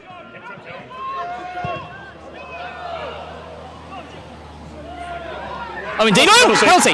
It's on the edge of the area. I thought it was a penalty. He's given a free kick. And that is going to be contested. Yeah. That is going to be contested, and the Farnham players are already on their way to the other side of the pitch to talk to the linesman. Did the foul happen inside or outside the box? The referee's going over to the lino as well. We're into the 90th minute. I have just seen 3 minutes added time. 3 minutes of added time. VAR should be the chant from the clock end. Who will take this? The referee is unless he going can give over. him absolute certainty that it definitely was in the box. There's no reason to overturn it. It looked close. Here we go. Free kick. Just on the edge of the box. Owen Dean fouled. Now, it will be Tom Smith or Lewis Flatman. Lewis Flatman took a free kick in the 98th minute in Jersey. Left footer. And it was fumbled and Shams scored the rebound. This time, Tom Smith steps over the ball. If we go back to pre-season against Basingstoke, who won step 4 We drew 2-2 because of a Tom Smith free kick straight into the top right corner in front of the clock end from this exact position. We've got the footage. If he scores again, we'll put it against it. But Tom Smith, 90th minute, he could raise the roof here with a goal. Namely just me. And the clock end, it's busy in there. I'm pacing. Tom Smith over the free kick. I presume he'll shoot. He has. Straight down the goalkeeper's throat. It wasn't a bad free kick. I'm glad he tested the goalkeeper, but it was straight down his throat. He hit it nicely, but...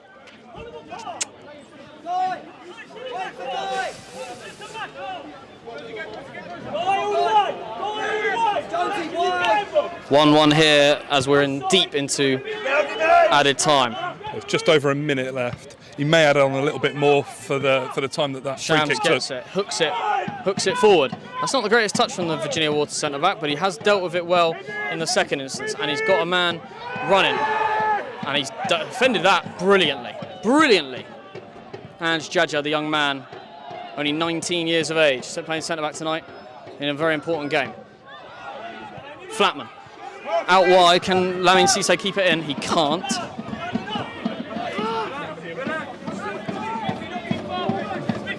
Hurry, get us over!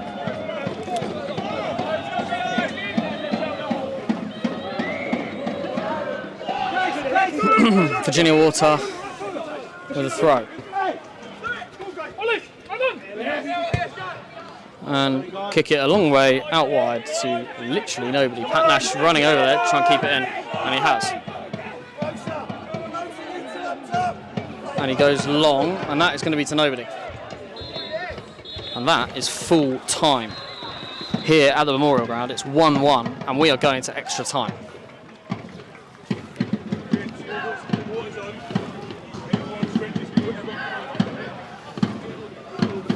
Mark's thoughts on that second half? It was bitty towards the end. It feels like a cup final here now. Yeah, it opened up quite early in the second half, and it looked like things were going to get really, really stretched, and it kind of never really looked like it was going to finish 1-1. And then, I think with the yellow cards and some of the free kicks, the chances perhaps dried up a little bit, but still the best chances fell to Farnham. It was that spell for 2 or 3 minutes. We just kept it around their box, and that was a huge opportunity. Yeah. Shams had a great opportunity as he drove towards goal. 2 or 3 shots that were just straight at the goalkeeper, and then of course that shot in the last 5 minutes that looked certain to hit the top corner if it hadn't taken the deflection off the... Well, it's a good block actually. He got his head in the way. Worth noting that Paul Johnson has made his way over to the referee in this interval as Jimmy Hibbert takes the team talk just to have a conversation with the referee. Not sure what he's talking about, but... Probably the game. Yeah, I imagine something to do with football and not interior design.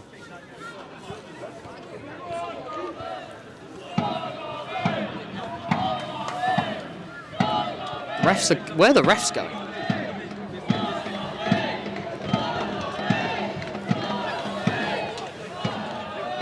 My assumption is it is extra time.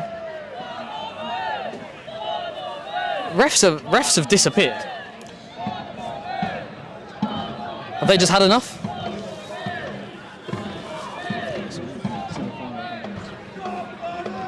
I've been told in pre-match that this was straight as normal to extra time and then pens. Whether or not the referee actually makes that call, or whether or not that's what he's going over to check, because this competition has gone straight to pens every round up to this round. Our understanding at club level is that this goes extra time and then pens, but let's see.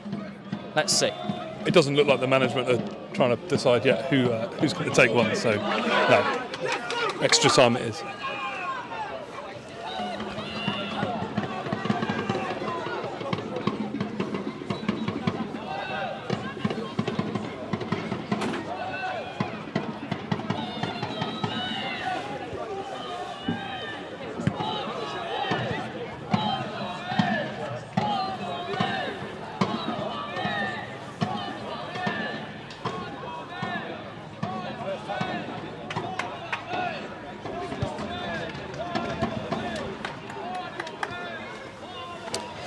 Yep, Farnham Town setting up for extra time. Referee's calling the captains over, and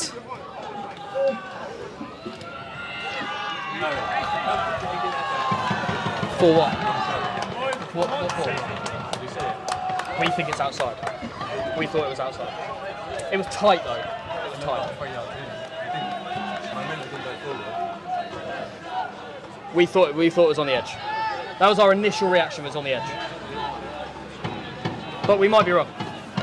Paul Johnson, manager at Farnham Town, questions me on whether or not I had a bit of view. Well, they felt like it was 3 yards in. They thought it was 3 yards in the box, the penalty free kick incident at the end of the game. Certainly didn't seem like that from him. And that obviously was what they were discussing with the referee in the interval. But we have 30 more minutes of this, Mark Godfrey, and your newborn child is not going to have its dad for another couple of hours. Well, hopefully he's unconscious. Not due to any sort of ill effects other than sleep. Correct. That's what I'm led to believe. Good. Still, no substitutes for Farnham Town. Yeah, and when you think three on a yellow card as well. 3 on a yellow card? Lamin, Flatty and Dino, yeah, you're right. 3 of the forwards on a yellow card. No defenders, though, if it gets bitty.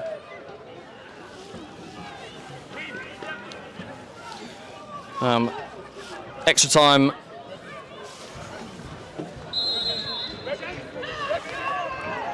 Extra time begins, and Farnham are confirmed. And I have remembered the clock in for all the people around the ground, but it also means that Farnham will kick towards the clock end in the second half of extra time, which will really build the tension, and it's what they would have wanted.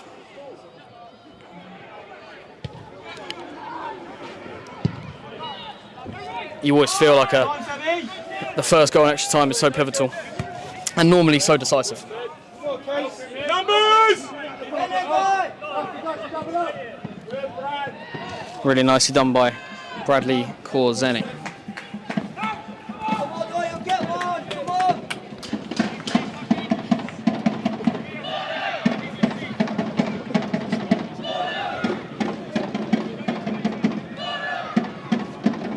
Virginia Water not in any particular rush.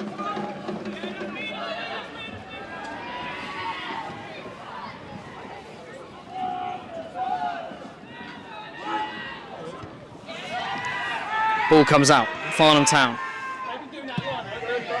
Ball comes into Shams, who holds it up. And he'll look to beat the man. He has beaten one, but there is a man covering, and he's kicked it out, not just out the ground, into someone's garden. It felt very unnecessary. Very unnecessary. He obviously doesn't know the situation with the balls that we have. And out comes a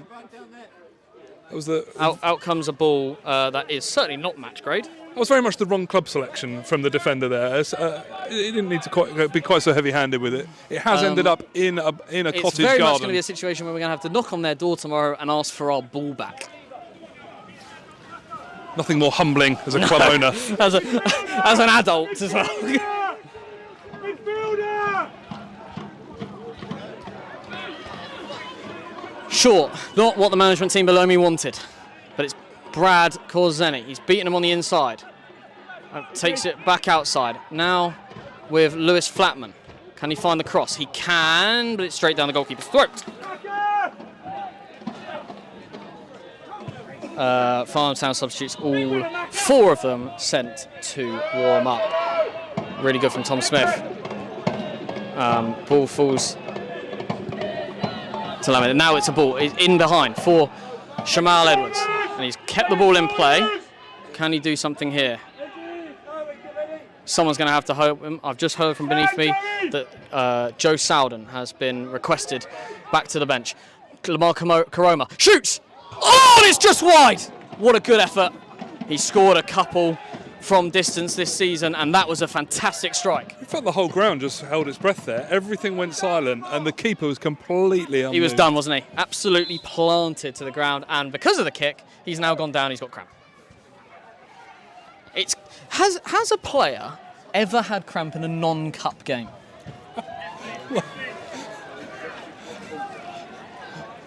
I'm going to say yes. Yeah, I think that's probably true. Midfield! Got to lock on, please. Watching the ball.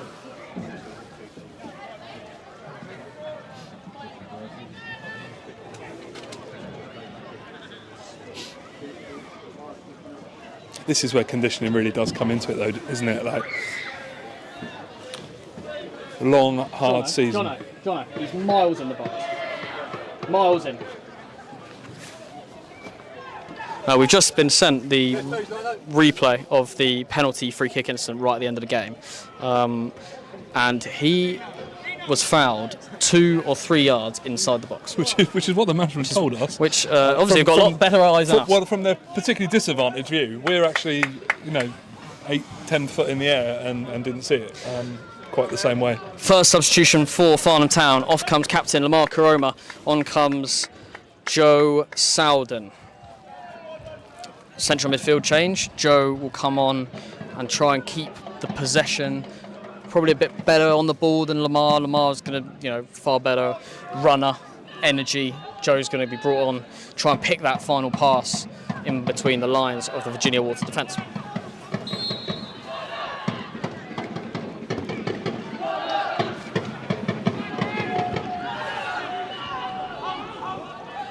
Ball's held up by Shamal Edwards.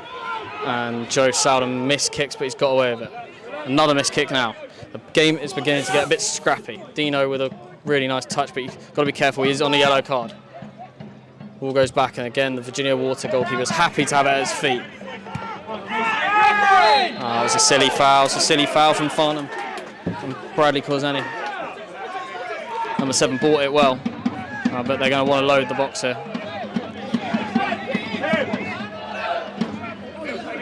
Number 8 of Virginia Water over the ball.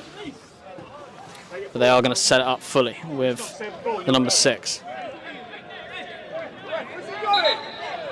And the referee sends the number 6 back another 5-10 yards, because that is absolutely not where the ball was called when it was a foul.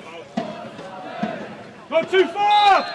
Too far! Virginia Water's opportunity to load the box. They go short and right. Ball is out.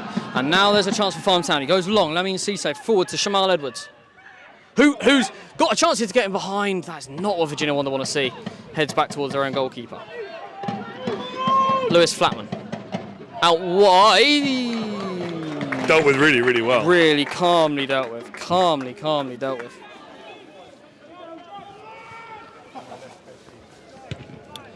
And the ball goes forward from the goalkeeper. Great touch. Brings the whole team into the game. It won't go, Macca! And it has gone, despite Virginia Water's management team insisting that it would never, ever go. It could never possibly go. It went.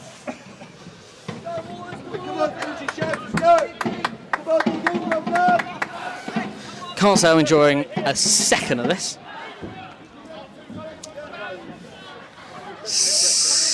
About to be 7 minutes played in the first half of extra time, halfway through the first half.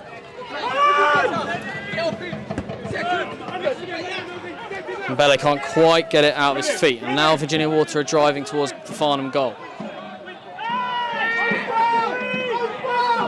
Can't be a foul there. Farnham ball was dealt with well by Ange Jaja. And now it's going to come back to him, and it's another good header. And that's a poor touch, but one he's got away with. That's a really good tackle. That's a really good tackle. He's having a giraffe. And that's a poor decision. And Virginia Water have got the ball back. And now there's a chance for Farnham Town. Ball goes long into the channel for Shams. And it's just going to fall to the goalkeeper. Just a bit too long, but it was the right idea. It was a fantastic tackle, though, wasn't it? By Richie and Mbele over here in the corner. Oh, it was next. The idea that was a free kick was ridiculous. Brilliantly timed. Absolutely none of this I'm enjoying. This is torture. Again, Virginia Water pick up the ball in midfield. And they've played a ball inside the full-back. And it's come out to Tom Smith. Referee blows It was quite a heavy collision. And there's all sorts of players down for Farnham Town. Looks like Ange Jaja's down. And when Max Meaton goes down, you fear, because the man's made of glass. He's had a great game. He's had a fantastic game. game. He's eaten everything up, Max Mead. And he will tell you in the bar afterwards, I never want to play centre-back again. He's played it for 7 straight games. I think I'll say years. 7 straight games. And we've been fantastic. Actually, I tell a lie, he played centre midfield last week in a position he's never played before. He's a right-back by trade. He's had an excellent game. Excellent game. Heads and kicks, everything. He's had a couple of moments where he's had to make some really, really smart decisions and have a really good awareness of where he is on the pitch, and he's been brilliant. Got it right every time. Really a nice ball forward into the channel. Is that Lamine Cissé's chance to get the ball? He's forced a throw in a dangerous area. Needs to be long. Needs to be long. Needs to pile the box.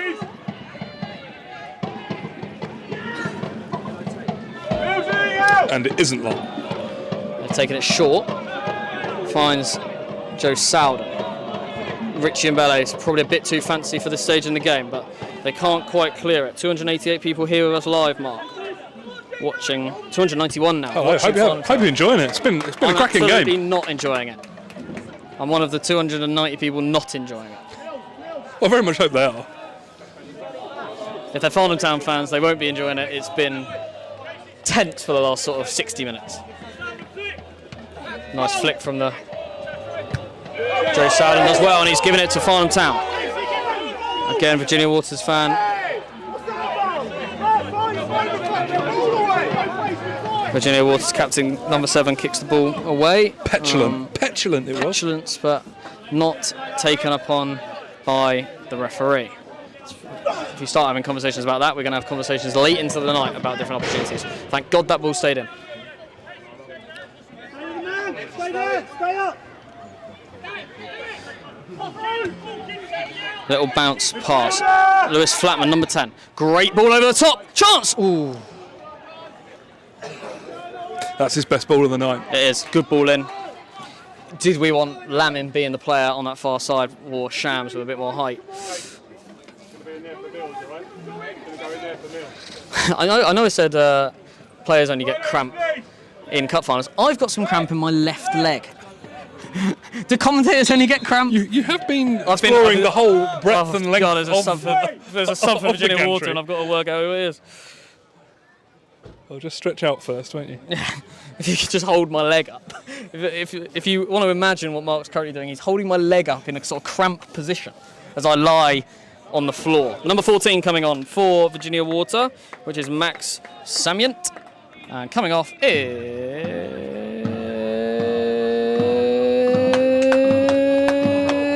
number 8, who isn't listed. So I'm going to go with Jack Mills, number 18. Perhaps he wasn't there.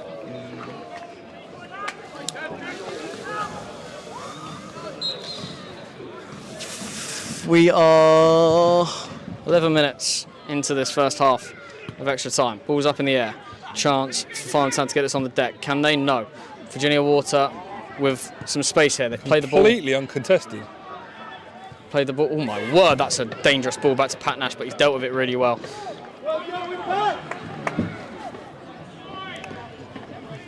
I've taken myself to the other corner of the gantry in order to stretch my left leg.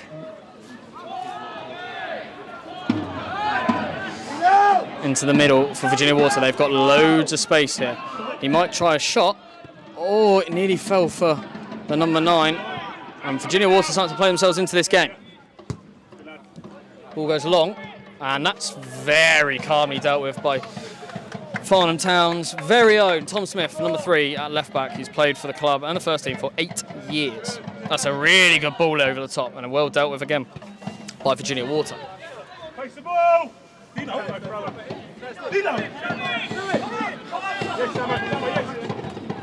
Brad at right back calls for the ball. Can't quite get it forward. Comes back to him though. Joe Soudan now in the midfield. Finds Ange Judger.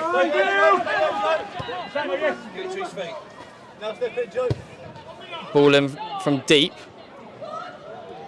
No fouls in there for Farnham Town, and that will travel all the way out for a throw-in.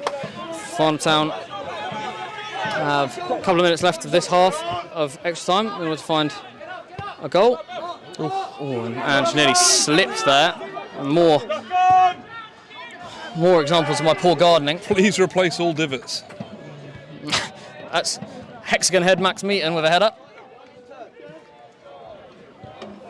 Farnham Town only one substitute so far. Oh, that's a heavy foot. That's a heavy foot.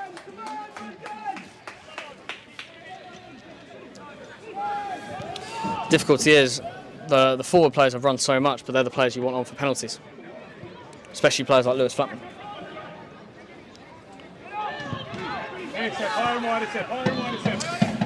Virginia Water starting to find a bit more opportunity. Go on! Shams needs to get his head down here, and he has. Out to Owen Dean, and he's tumbled him over, and that's a really smart use of his body. And Owen Dean has won a very valuable free kick for Farnham Town. Mark Godfrey, great opportunity here. Yeah, but do you commit? That's the thing. 30 seconds left of the first half. Death or glory. Got to commit. Get your big men up.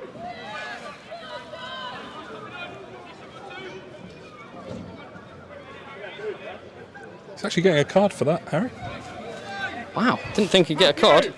I think it's probably just the dangerous nature of the attack. 6 of the yellow, yeah. There's a few yellow cards running around on the pitch.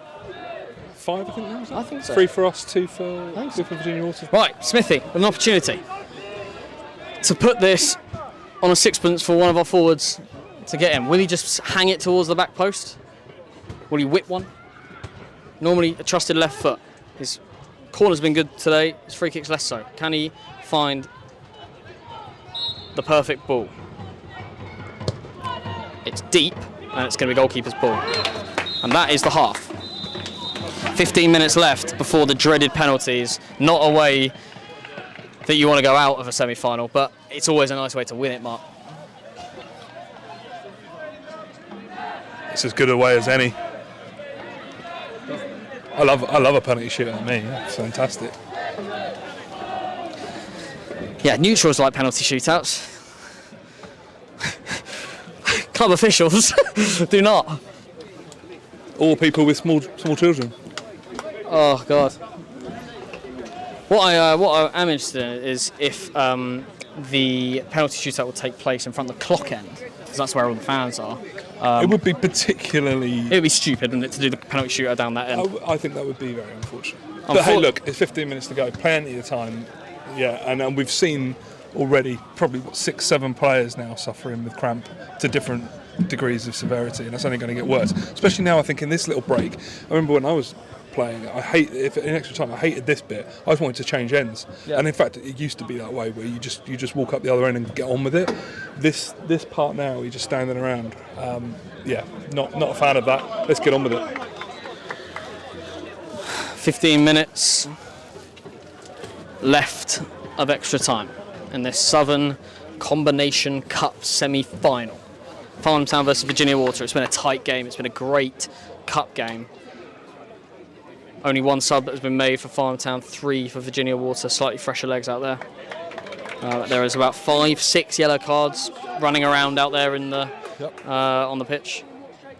Lewis Flatman now donning the captain's armband, something that he paraded around the pubs of Farnham after the league final game on Saturday. He wore it out as he was given the armband with 3 minutes to go in Saturday's league curtain. That is the sort of definition of really sort of taking advantage of your moment. Exactly, but he's got that moment again. 3 minutes on the pitch wearing it, the next 9 hours wearing it socially.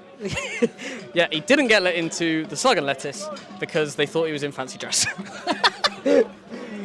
And he will take the kick-off. If you're going to call yourself the captain, then, you know. He will take kick-off here for the last 15 minutes. I need to remind myself to set the timer so I know where I am. And if it goes, 15 minutes remain before the dreaded penalties. Long ball 2-0.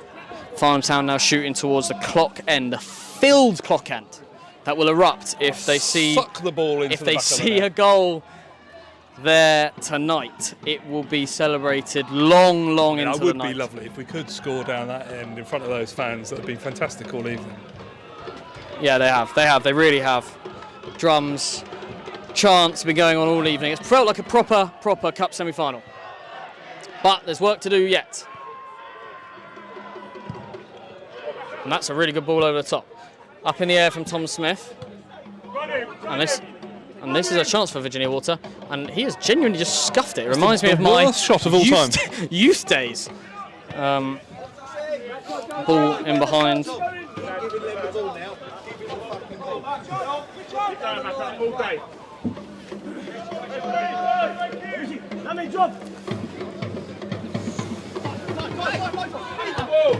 He's wasted that. He was completely free, and he's gone down in order to feign injury. I'm not sure what he's doing on the floor. He's only been on the pitch half an hour, so it's not cramped for him. He's the manager below me has said that he might be wearing too much tape and cutting off the blood circulation to his ankle. He's got no movement. He's restricted. He's picked up the ball as well here. He's done it again. He's shanked it. He's playing with splints. He's trying to kick it to join the ball that's in that neighbour's garden. My cramp is not easing, Mark Godfrey. You need to replace your electrolytes. Oh, I've not drunk enough today. It's a great flick on from Lewis Flatman. Now a little touch over the top from Shams. Shams getting into the box. Oh, but he's picked the ball up. Marking! Into the box. Richie Mbele, Lamin Cisse, Shams, a man you want inside the box, not outside it, trying to cross. Can he find the ball? Tom Smith with a deep cross into the... It's a touch. Yes, he's in! Lewis Flatman, number 10, in front of the clock end. He's done it! In the second half of extra time, Farnham go 2-1 up. It was coming, Mark. It was coming. Shamsi was not going to let it go. He was just going and going and going and recycling the ball. Lewis Flatman has ended his goal drought. Pat Nash up from the goal. Straight to go and celebrate with star man Lewis Flatman, number 10. He's had a fantastic season, having come in from Spelthorne and from Ashford this season about February time, and he's scored 14 goals so far and assisted double figures too. Wow, a moment. But there's time left on the clock, Mark. 13 minutes left and Farnham Town have to close this out. Yeah, that's only in the first couple of minutes of the second half of extra time. As the ball's come across him there, it feels like it's taken an eternity for him to turn on it, but he is in space. And then I think the deflection just made it feel like it took forever. It took for forever! It to go in. The fans behind the goal seem to know first. But Farnham Town have definitely got work to do. Brilliant. And that's a very sensible header back to Pat Nash, who is a very experienced keeper beyond his years. 18 years of age, 19 only this summer. But we signed him from Everton Football Club. He's got a huge amount of pedigree. You know what, I've just seen a three-man Poznan. And I like that. That's what you get at Farnham Town. I'm a big fan of it. Ref all day. We'll play an advantage. Joe Sowden out wide. Again, we've got a massive gaping hole in the midfield, but he's driven past. Oh. Ball's gone out wide. Is he going to keep it in? He is. Body shape!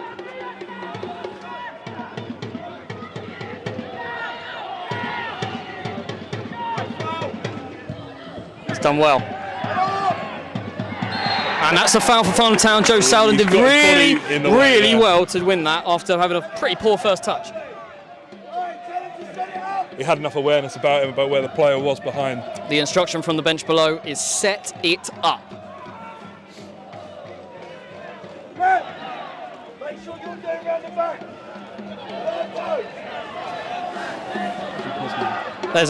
There is genuinely a Poznan going on in the far corner. You didn't think you'd see that step 5, but we're here for it. Max Meaton has been sent back to defence after getting ideas well above his station in the box with less than 10 minutes to go. It's a great ball in! It's in! It's in! And it's Lewis Flatman with his second goal! And a massive cheer from behind the goal in the clock end. It's 3-1 Farnham Town, and I forgot to put the goal on last time on the scoreboard. I can put 2 on now, Mark Godfrey. It's buy one, get one free. Flatman with 2, number 10. It took ages to go in. It did. Pat Nash has run the length of the pitch twice in the last 2 minutes. He's done more running than some of our midfielders today. He will clock the fastest time on the stat bibs, I'm sure. But Lewis Flatman has potentially sent Farnham Town into the Southern Combination Cup final here. We have 10 minutes left, 2 goals as the advantage. He's on a hat-trick just for the second half of extra time. He scored 2 in the space The of 2 man minutes. cannot be stopped. He shall not be stopped. Very sensible from Tom Smith. That's experience. And now this is where a bit of nous needs to come in. Play! Thumbs up there from Lewis Flatman in front of me. A man who's done the club proud of those 2 finishes. He may not score an easier goal in his career than the last goal he scored, but it took forever for him to make connection with it. Well, it was an excellent chance. I think the keeper maybe just got a tip onto the crossbar. It was a good save, I think. Brilliant save, I think. And it looked like the chance had gone, and then all of a sudden just dropped to him perfect.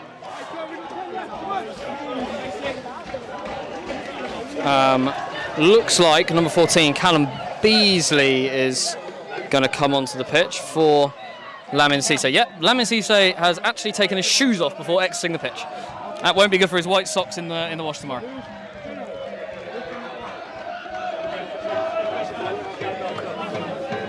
Callum Beasley brought on, number 14 for Lamin Cisse, the goal scorer in the first half, and also a substitution for Virginia Water, number 16 for number 4. That sounds like, yeah, it is. It's Virginia Water going to a 3 at the back, sending on a forward for a defender. Win the fucking first ball. Snowy, you come out. I don't want.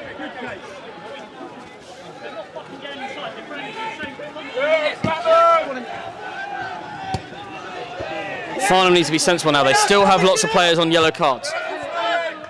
Flatman with a ball out wide. I tell you what, that is a great ball out wide. What a pass! Dean slides to retrieve it, gets the ball, takes it to the corner. How long have we got left, son? We've got 7 minutes. He's going to need to do a lot more of it than just take it to the corner. No fouls in there. Oh, nothing wrong with shoulder that. to shoulder. Callum Beasley just come onto the pitch. No, it's Lewis Flatman, sorry. Shamayo's driving at the defender. Oh, couldn't quite beat both of them.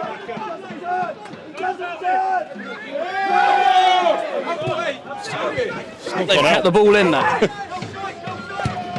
And that's a really good ball. That's a really good ball. Virginia Water in here. And that is brilliantly dealt with, and he's gone down. Referee needs to have a look at this, but he's going to play on. He's going to play on. Farnham Town need to get this ball out. Go on, Macca. Yeah, and they've done really well. Go down, Ange, go down. Well done, well done. This is definitely not biased commentary here at Farnham Town on YouTube. Please do subscribe. If you aren't subscribed to Farnham Town, this is actually a very, very good opportunity whilst players are down on the field for you to subscribe. It's a button just below the video player, and it would help me a lot and the rest of the club. So please, can you do that? Just, there's a break in play. We've got time. Ange is going to have a bit of medical attention. We're winning 3-1. What more can you ask for? 350 people. I'm watching you as you all click subscribe right now. Non-League Diaries latest episode went out today as well. Every Friday, a behind-the-scenes documentary about the running of Farnham Town. This one will make a good episode as well. It will be out next Friday. Go on. Give us a subscribe. Yes, please. Lino, yes, please. Substitution requested by Paul Johnson, Farnham Town. And it's Kean Wright, centre back, coming on for Dean, one of the best headers at Farnham Town, centre back,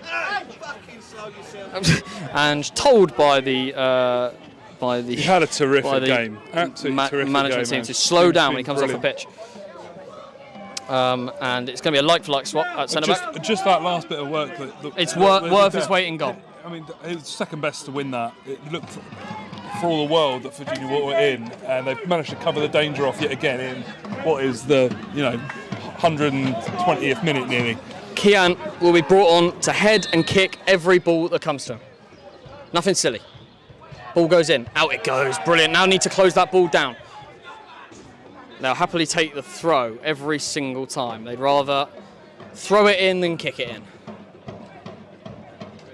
There's a few players. Oh my word, I didn't like that. Get out, get out, get out! Ball goes in, it's deep. There's a player at the back stick, and that's going to go for a Farnham goal kick. And I'm sure Pat Nash will take a while to find that ball in the dandelions behind the goal. He's found it successfully. Almost too fast. If you'd let that area just sort of go to wilding a little bit and grow a little bit this afternoon rather than trimming it all.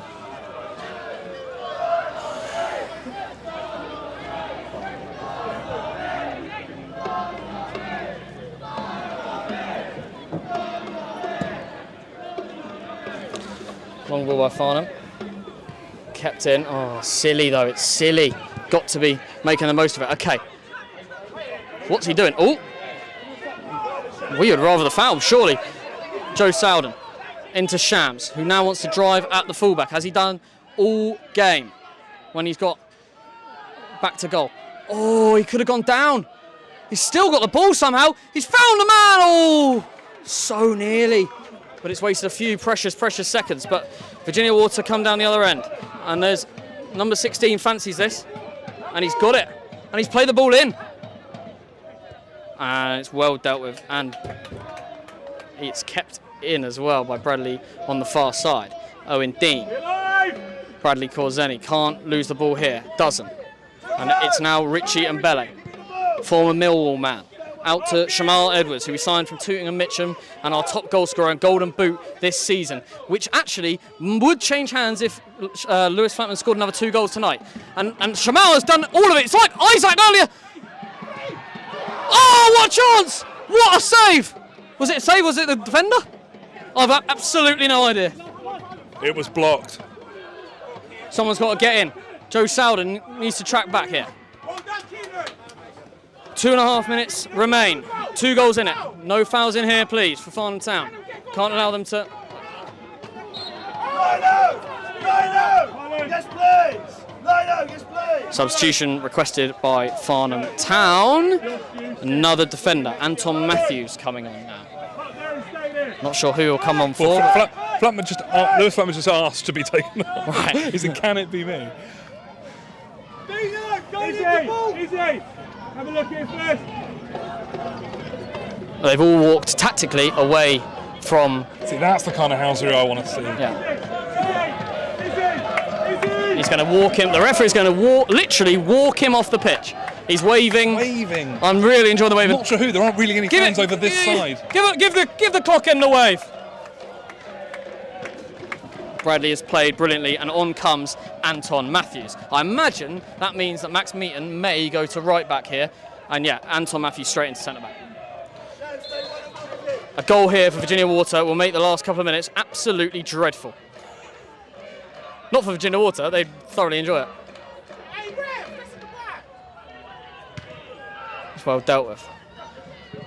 14 minutes played here at Farnham Town. Matter of minutes to go. Officially, only one. But there will be added, I'm sure.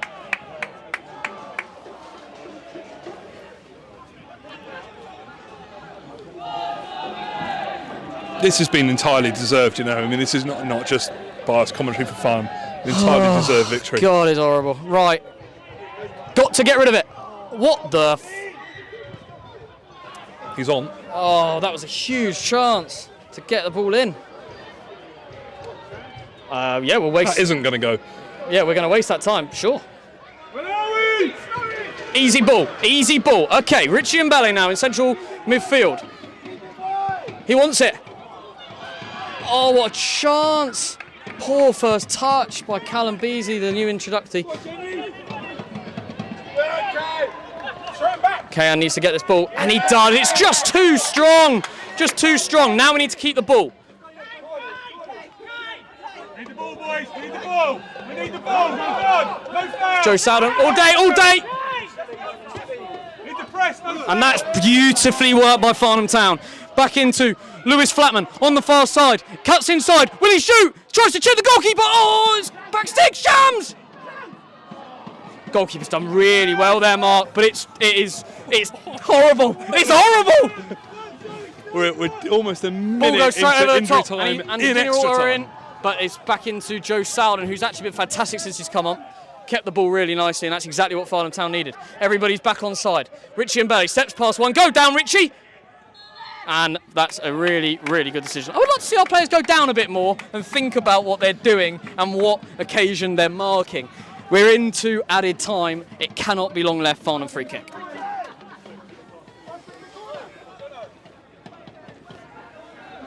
So Harry's cramp miraculously just cleared up. As soon as Flatty put that second goal, cramps disappeared.